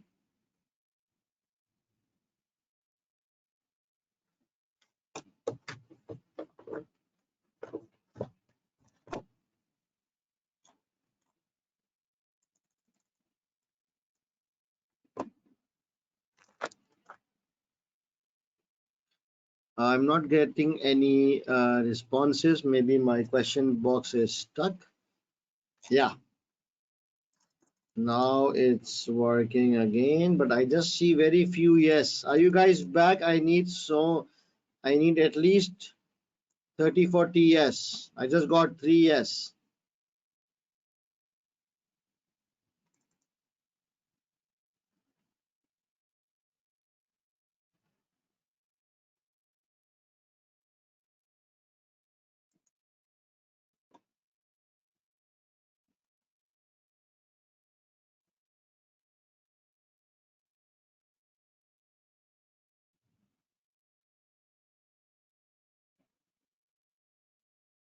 Oh, excellent. Okay, so I'm just starting now. I'm just fixing my screen. Give me a sec. Yes, okay. Now let's move on to the last portion of our thing. So we are very clear. Are you guys good on financial projections? You need to remember the checklist and you need to just identify some gaps, some, you know, you need to challenge the assumptions, and you can score good marks in this kind of questions. Okay, it is a gold mine from an exam point of view. Another thing is a financial ratios or financial analysis in which you will be given a P&L or balance sheet, some stats, and you will be asked to analyze the performance. Again, this is simply relatively straightforward from an SBL point of view. So first of all, we will always look at the P&L. I always, as a CFO, the first thing I look is P&L. After that, I look at balance sheet. And in P&L, my favorite area is revenue. And it's not only my favorite area, the entire board of directors, they are very, very focused on sales or revenue numbers because, you know, as I said yesterday, the revenue is the bloodline of any organization. All the targets are based on sales. Your profitability depends on sales. So always when I start looking at the performance of any business, I first analyze the revenues in great detail. I want to see how the revenue trend is going from year on year, all those things. And then you just look at the gross profit margin percentage, whether it is constant, whether it is improving over the years or it is deteriorating. Then you can look at net profit margin percentage, and then you can look at ROS. These are the 4 basic things you look for a P&L. But please, you need to give reasons for variances. In SBL, there is no concept of just calculating and giving numbers. As in SBL, just mentioning numbers or ratios is not enough. You need to explain the reasons, the variances to the board of directors. Because remember, the board of directors are non-financial people. So you need to explain to them. You need to explain or investigate the reasons, giving them the business insight, the business drivers, the business reasons impacting the numbers. And you remember the professional skills or analysis skills. That's the one. Do you know why gross profit margin deteriorates? What is the most common reason why GP margin deteriorates? It's simple. that the cost of sales are not moving in the same proportion as the sales. That is why it affects the gross profit margin percentage. Similarly, do you know the reason why net profit margin percentage varies? Because your overheads are not moving in line with sales. And we all know ROS, right? On the balance sheet, we will talk about current asset ratio. Another examiner favorite is gearing and interest cover optional. So these are the few basic ratios, and on the non-financial side, you can do any kind of an efficiency or a non-financial ratio. The most easiest and the most common is revenue per employee. Please look at this one. No need to show calculations in SBL. In other papers, yes, it's very important, but in SBL, no need to show calculations. Would you show calculations to the board of directors? No, right? You will just calculate on Excel or on your calculator, and you just write the numbers, the variances, the percentages in your explanations. That's it.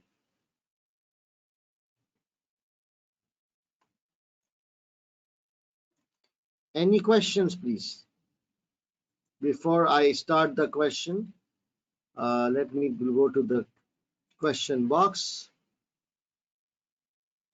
All right, so I think there is no question, okay? Or maybe the chat box is not working.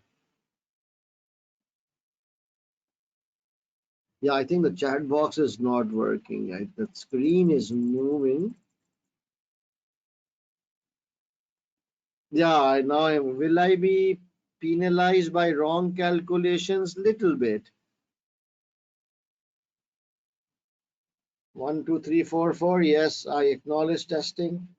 Operating costs, please do a question. Yeah, that's what. Let's do a question now. And here is the analysis skills. Oh, okay, here. But we talked about it, right? Analysis skills means that we investigate the reasons for variances. We support our answers by facts provided in the case study. So now next question is basically a September December paper 2020. It's called BCO. Question number 1B. So for that we will open up the CBE platform. We will go to past exam library December 2020 and read exhibit 2 and 4. BCO. So I'll go to my sheet, the testing, and I already have opened it up. So let's look at the financial activity. Yeah, this one. Oh, it's in Excel. Oh, the summary of financial activities. This exhibit is in Excel, and I don't think I can make any change because the cells are locked. So let me look very carefully. Yeah? So this is the whole exhibit. I'll show you.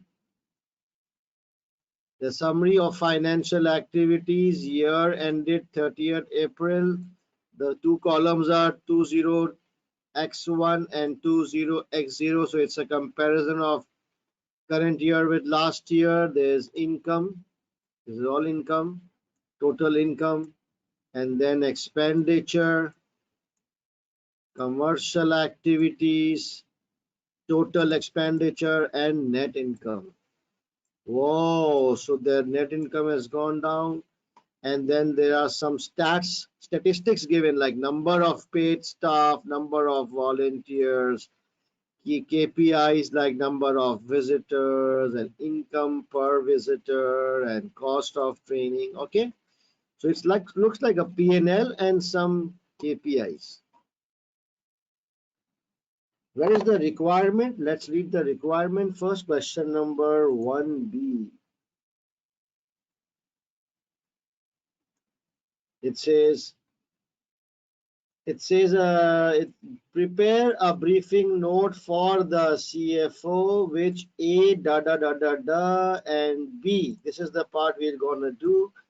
B is analyzes the financial and non-financial performance of BCO in the latest financial year 2021, providing reasons for and implications of the results. So providing reasons for the results and implications for the result, 13 marks.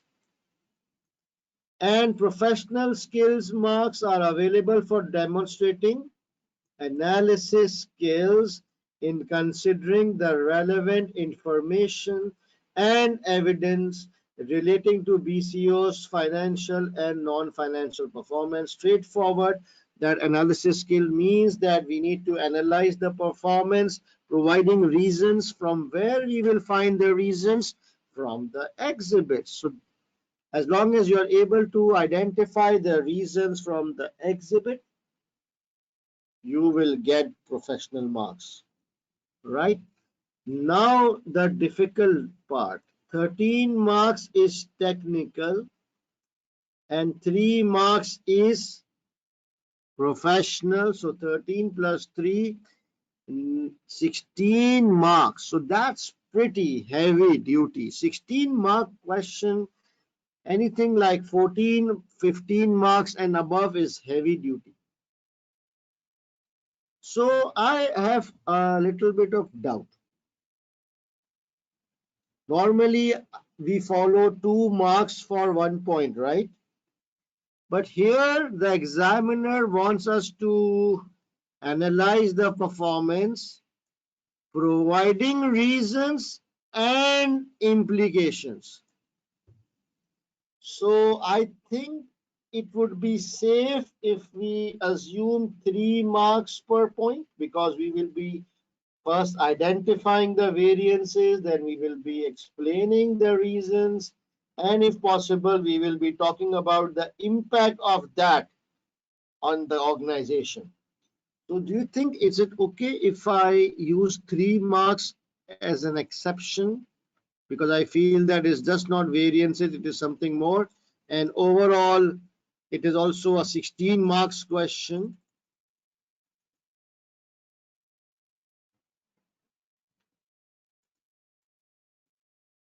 Again, this is a, I don't know why the question box hangs. Okay. Because 4 is a bit higher, but let's say 3. So 16 marks. If I pick up my calculator, 16 divided by 3, I need to come up with 5.3 points. 5.3 means at least 5, minimum 5, ideally 6 points. I think 6 is okay, right? All right. So I'm not going to do the format now because we've done the format before. Again, you need to remember that this briefing note, it's a briefing note. So my drafting would be, smaller paragraphs with headings, and the briefing note covers both A and B. So we will do the usual format which I had shown you earlier today as well as yesterday. So let's close the requirements and let's look at the numbers.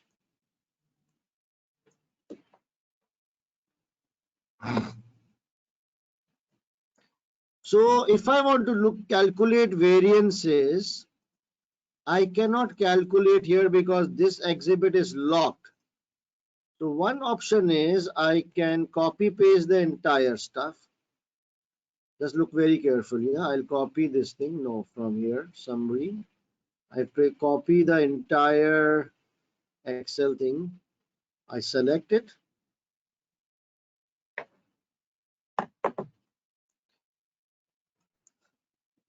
I do Control C and I open a spreadsheet.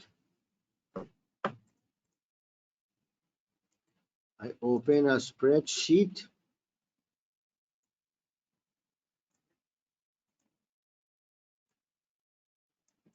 Okay, and I go here and paste it. Control V.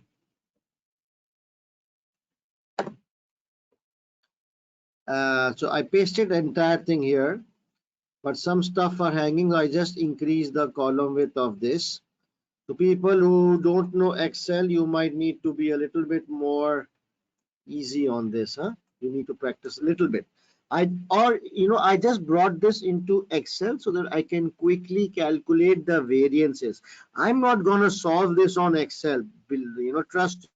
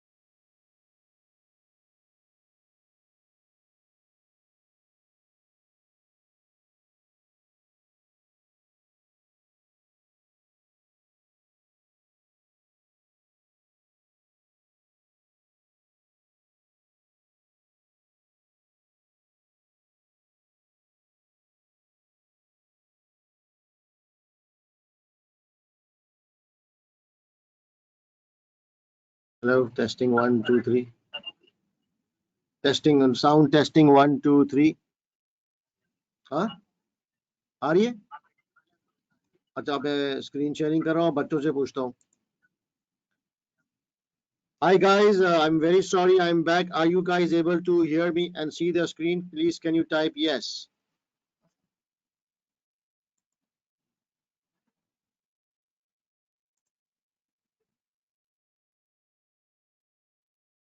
Okay, very good.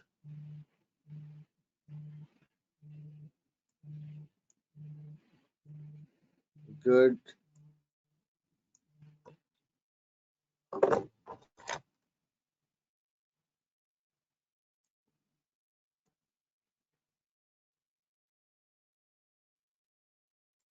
I'm just setting up some stuff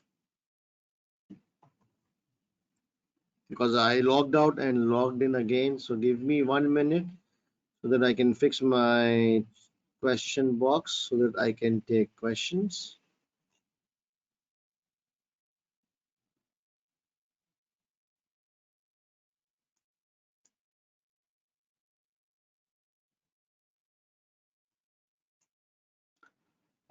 Okay.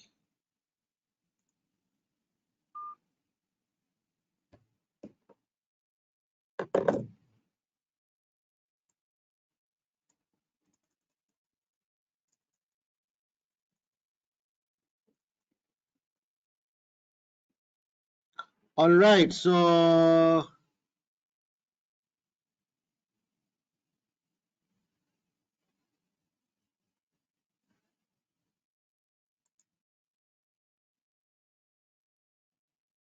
where is my screen? Here.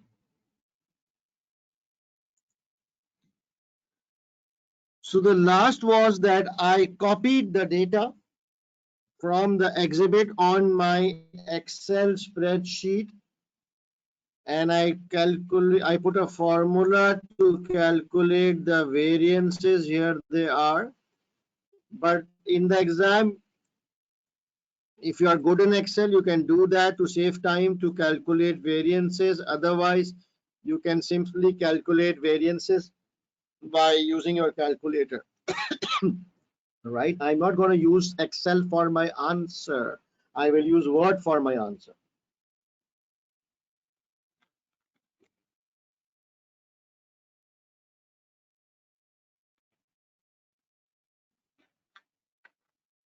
Right. So,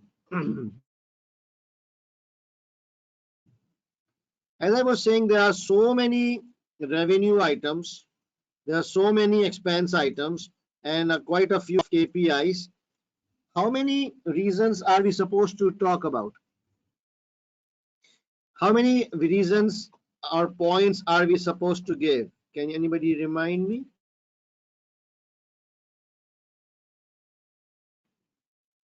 Did we agree on something?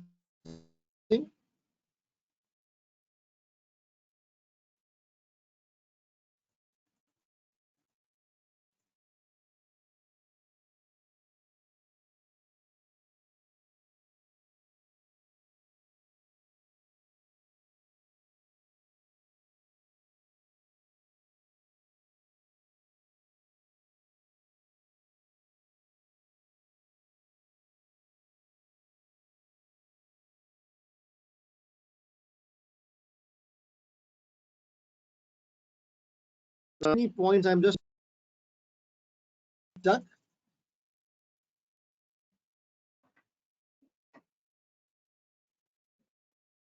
Okay, I will repeat it. Don't worry.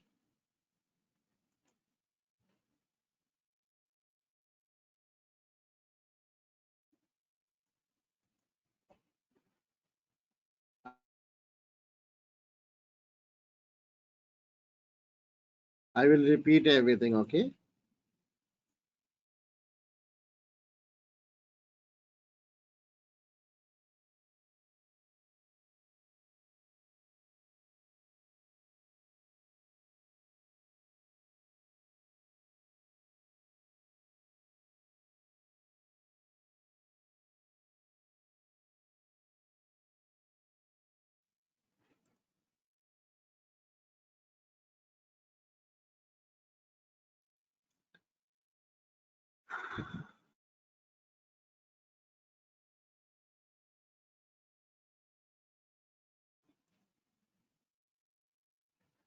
All right, so we were at this question, requirement question number, and if you open the exam, if you see the we are not doing.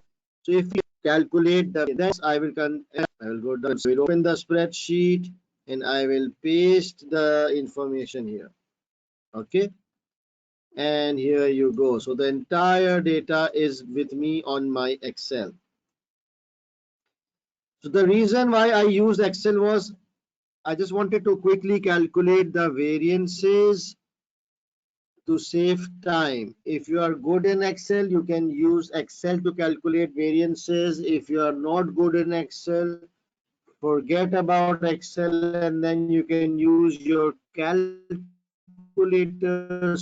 to calculate the variances. Okay. So how can I calculate variance? I'll put a formula is equal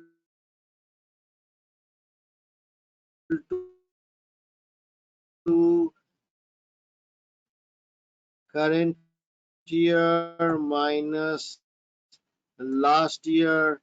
And how do I calculate percentage is equal to amount divided here.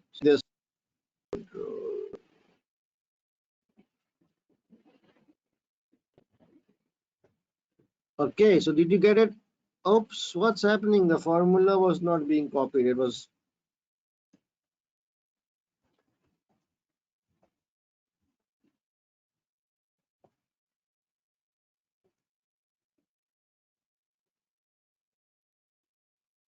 You see the problem with Excel, so you better be good. Otherwise, you can use your calculator to.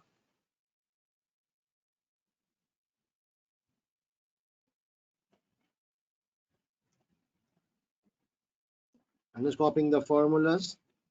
Okay, so I just calculated all the variances on Excel to save time. Just let me look at the question box again, whether I'm getting questions or not. You guys are okay? So guys, forget about, if you don't know Excel, then forget about it, because I will not use Excel in my answer. Okay, I'm just using it to speed up my calculations. So don't worry about it. But the main thing is, how many points or how many points are we supposed to write for 16 marks? I think 6. We decided for 6 points. So if you look at this, there are so many items, like in revenue there are so many items, in costs there are so many line items, in non-financial there are so many items. I cannot explain each and everything. Okay, so I need to choose the top 6 points which I will cover in my answer. So tell me guys, the board will be interested in which top 6 variances, the smallest one, the largest one, or all of them from revenue, or what do you think? How can you prioritize? How can you pick up 6 out of so many points?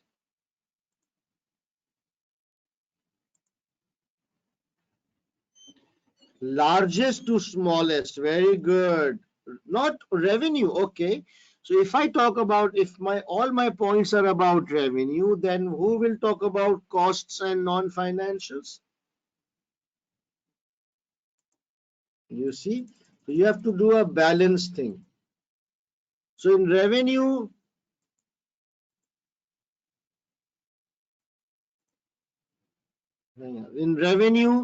which one are the bigger ones? Can you tell me the bigger amounts, the bigger variances? So the total revenue has just moved very, very slightly, right? Total revenue has just moved by 71,000. So there's no change in bottom line. But if you look at the variances, which one is the biggest variance? Whoa, this one, huh? This one is quite big because it is a huge variance. What about this one? I think this one is also very big in terms of amount. 752 variance is quite big.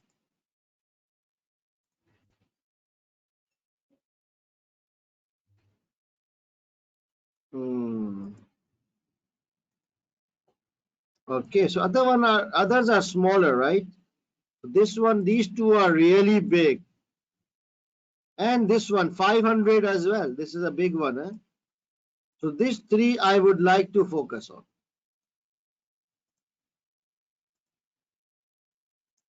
On the expenditure, which one is the bigger one? I think this 843 is very big variances. And what about 630? This one is quite big. Already we have highlighted 5 points. So let's move on. And from non-financials, I mean, we can talk about the P&L as well, the net profit, and this one is interesting. Park visitors have gone down. This one is a good one. Okay, so enough. We have selected enough. So we'll talk about these ones only. So we will talk about, you see what I did? I actually identified and selected the major variances. Always remember the word major variances. The board is always interested in something non-routine, something exceptional, something major. If something is moving as per expectation, something is normal variance, the board doesn't want to spend their time because what's in there to look for, right? This is a skill which comes from practice, that I identified the top three items, top two items from expenses, so that we can talk about those only in our answer. Okay. So let's say the donations and grants, it was 8625, it went down to 7283. 15% reduction. Then there's a wildlife park, shop and cafe. The revenues increased significantly. And there is sale of property, which was not there last year. It is there this year. These are the three things. We need to know what happened. Why did donations and grants went down? Why did donation grants legacies went down? I need to hunt for the reason in the exhibit and then how it's gonna impact my business. And then why did Wild Park Shop and Cafe increased? Why? I need to find out the reason and how it's gonna impact my P&L or my business. And why this happened and why this happened and all those things. Do you understand the approach?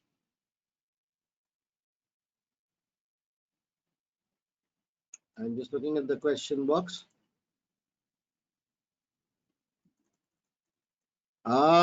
So okay, why did shop revenue increase when visitors decreased? Very good, very good. So these are the things which will help you on analysis skills. Something must be given in the scenario where you are actually asking the right questions. I'm really glad you're asking like CFO. Jaisha Khan is saying, I missed the most important 133%. Which one is 133? This one. But the amount is small. As a CFO, I'm more interested in amounts. Okay. You can pick it up, but then you will need to drop something down. So I've gone based on amounts, not on percentages, because materiality is always based on amounts, how it affects your bottom line. Nobody gives a shit about percentages. How much is the profit is more important, right? So legacies, we need to explain why it's gone down. Wildlife park, animal support cost has gone up. Cost of operating a wildlife park has gone down. Ah, that's a good one. No, cost of operating wildlife park, shop and cafe has gone down. And here the revenue from shop and cafe has gone up. The cost of shop and cafe has gone down, which is very good. Like double profit, like revenue is going up, cost is going down, and net income has deteriorated. Wildlife visitors have gone down. Why? Why have our number of visitors? So let's read their annual report. Okay.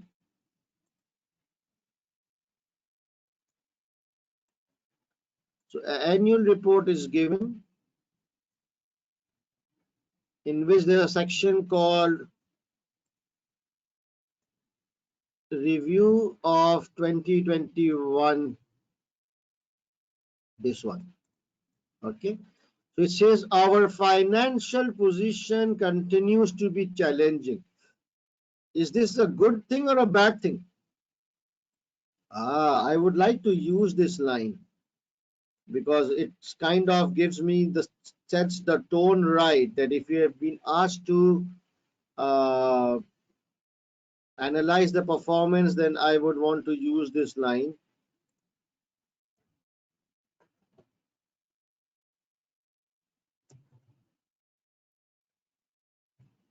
I'll just paste it. Yeah, I will copy it. Our financial performance is challenging. Control C. I'll come here and I will paste it. Next point. Operating a world-class park and animal protection is costly, hence our need for range of income. This year, we reluctantly raised the price of admission to the park for the first time in 5 years. This decision was taken with a view to using the increased revenue to invest in better long-term facilities. Our wildlife park facilities continue to be popular. Where can I use this? They increase the prices of the park in 5 years. Interesting. Let me copy it here. And if I go to my analysis sheet,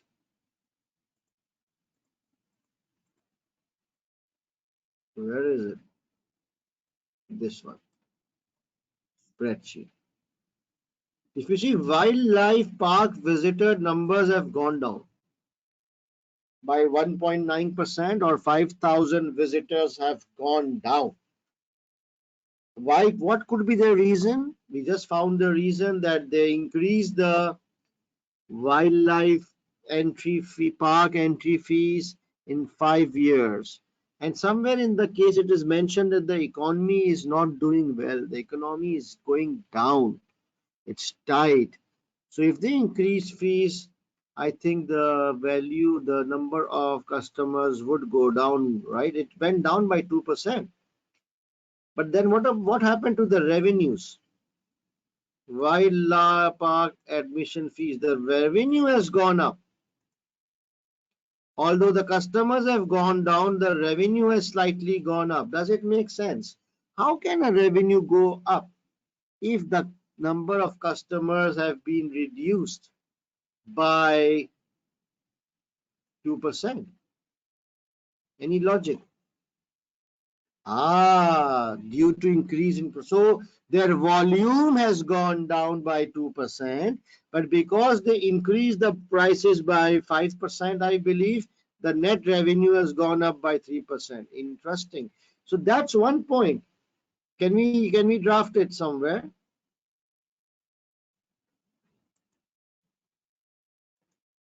So this one is wildlife.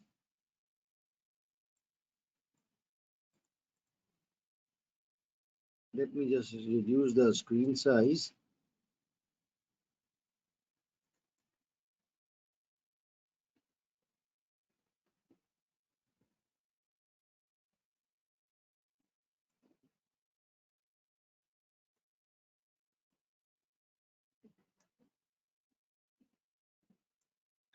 Okay, so I would say that the, what is it called? Wildlife Park visitors number. I'll give a heading Wildlife Park visitors numbers. I will say that the visitors numbers have reduced by, let's say, 2% this year. This is due to the fact that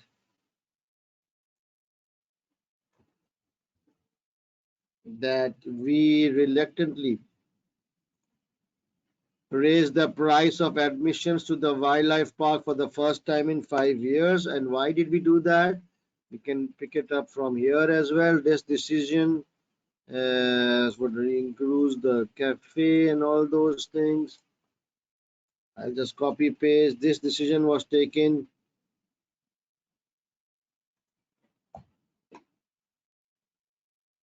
with a view of using increased revenue to invest in better long-term facilities. Enough to, did the revenue increase because of the price increase?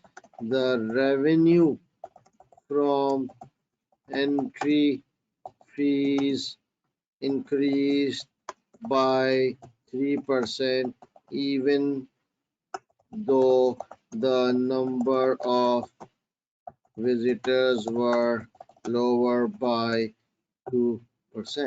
Done. This is something which the board would love. Can you see that? So I explained the wild park, life park visitor numbers and fee income. I killed two birds with the same stone. The visitor numbers have reduced by 2%. This is due to the fact that we reluctantly raised the price of admission for the first time. The decision was taken with a view to using the increased revenue, and because of the price increase, the revenue from entry fees increased by 3%, even though the number of visitors were lower. You are happy with this point? How you link the scenario? This is analysis skills. That as a CFO, it is my job to analyze the numbers and explain what's happening behind the scenes, giving numbers and the business logic. And I linked financials and non-financials. Good, na? Any questions? Let me open the question box. Very nice.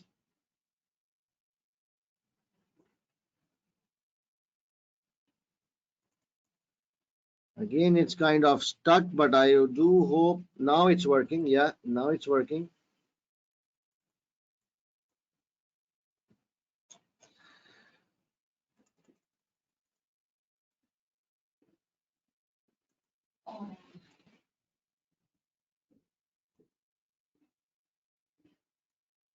Can you show the full screen? Okay, sir. Can we say that only high operational variances are chosen? Say to who? You just select on your own.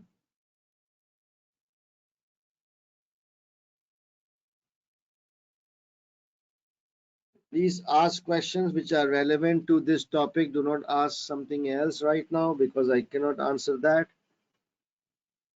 Are they considered as 2 points? Yes, not really, because the size is a bit small. How will this impact or affect my business? Because the question also says identify the reasons and the impact on us. So do you think increased revenue would definitely, the impact? It will help us, fund, invest in better facilities. But the decrease in number of customers is not a good sign. So we can just write one small paragraph that although the increased revenue would help fund future expansions, but the reduction in number of customers or visitors is not in line with our business mission. Okay, because all businesses, they want to increase the number of customers. They have some targets, right, for wildlife park. Right. What about income from legacies was down on a continuing trend on the past few years, highlighting the volatile nature. Where can I use this one? Income from legacies. So you remember the biggest variance on the revenue side was donations, grant, and legacies. This one, right? It went down by 1.3. The donations, grant, and legacies have gone down. So I can use this sentence to support this. Okay, and also in some background, in some exhibit, I think in overview, it was mentioned that this country is facing a lot of economic issues right now. So donations are going down, legacies are income from legacies are going down, whatever. You can pick from there as well.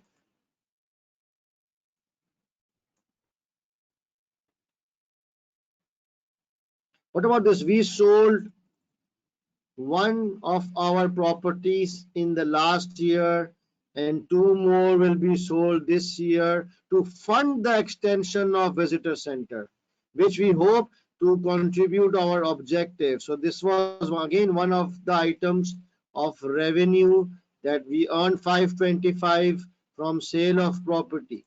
So we will say that this also contributed to the revenue, and the purpose of selling was to fund the visitor facilitation center.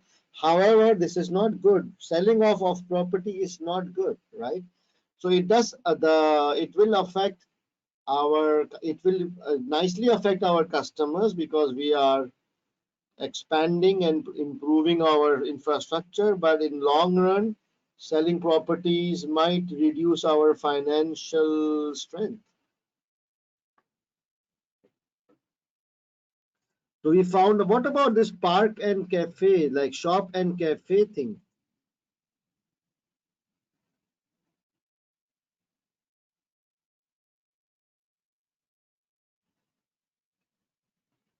It is somewhere mentioned somewhere in one of the exhibits. So the whole purpose is to show you how you can handle a financial question. Okay. For example, if you this is the level of drafting which you have to demonstrate in SBL. So it's not this routine variance and variance calculation which you have been doing in other subjects. In SBL, think that you are explaining to the board of directors. They are not interested in calculations. They are more interested in the reasons. So always identify top 3-4 items on the financial statements.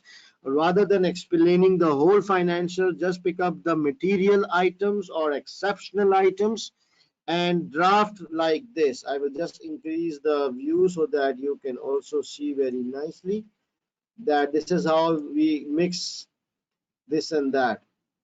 Okay, any questions? And now I'm not going to solve this because of time limitations, but I do want all of you that you can, tomorrow you spend some time on this question. Just focus on the approach. I want to teach you the approach or the mindset required, because case studies will always change. Industries will always change in your exam.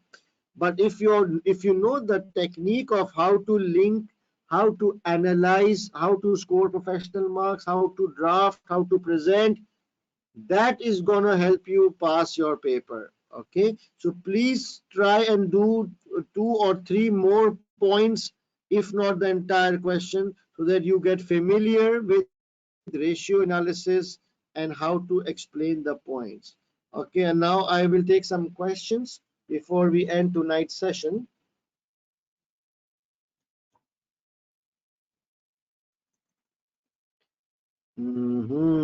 So do we need to show calculations? No.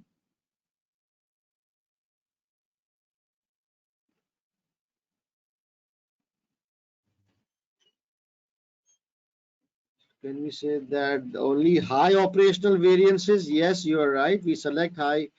I don't know why it's stuck again.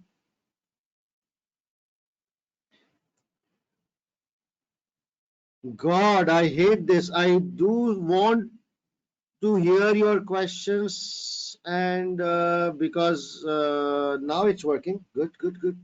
Come on.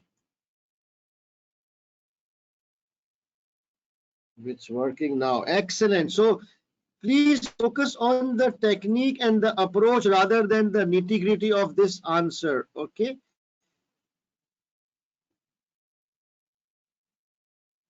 Can I talk about the new article? Definitely yes. I will talk about the new art. I actually talked about it yesterday, and I will talk about it again on the last day.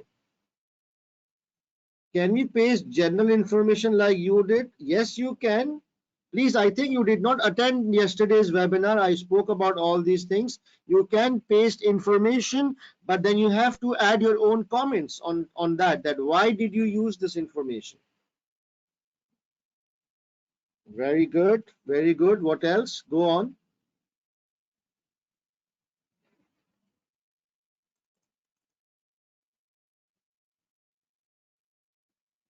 Again, it's hanging, but it will come to me. Right, let's wait.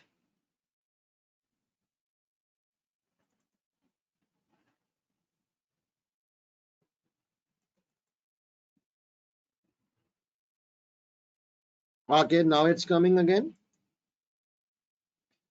On average, how many hours you should study? I guess like from now onward, 2 to 3 hours on a daily basis. How do we ensure that our answer for each question appears on a new page? No, you cannot. So the question is, how do we ensure that our answer on the Word document appears on a new page? There is no way and there is no criteria of new page. You just write the question number and the examiner knows. When is the last time a financial question came? So when is the last time a financial question came? Every attempt. Every attempt has a question on financials, because at the end of the day, you guys are ACCA students. So financial is a very important pillar of SBL. Every attempt. Are 5 past papers good to practice? Yes, good enough.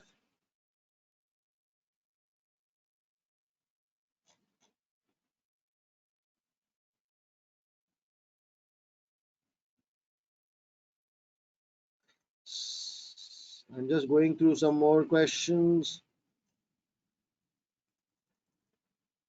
Again, it's stuck. It gets stuck and then it starts coming.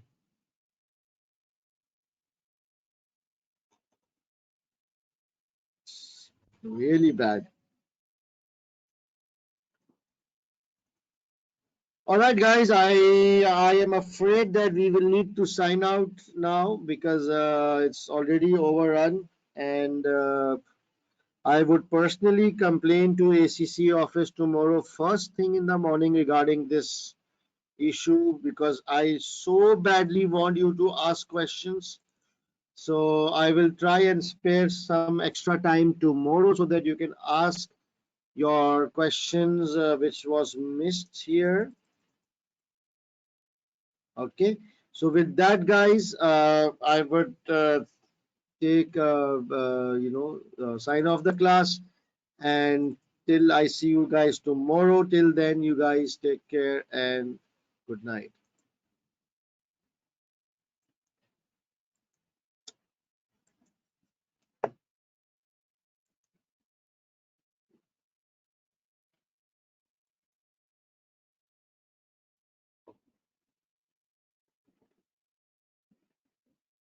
Ubaid यार ये बंद करो, पूरा hang हुआ हुआ है यार.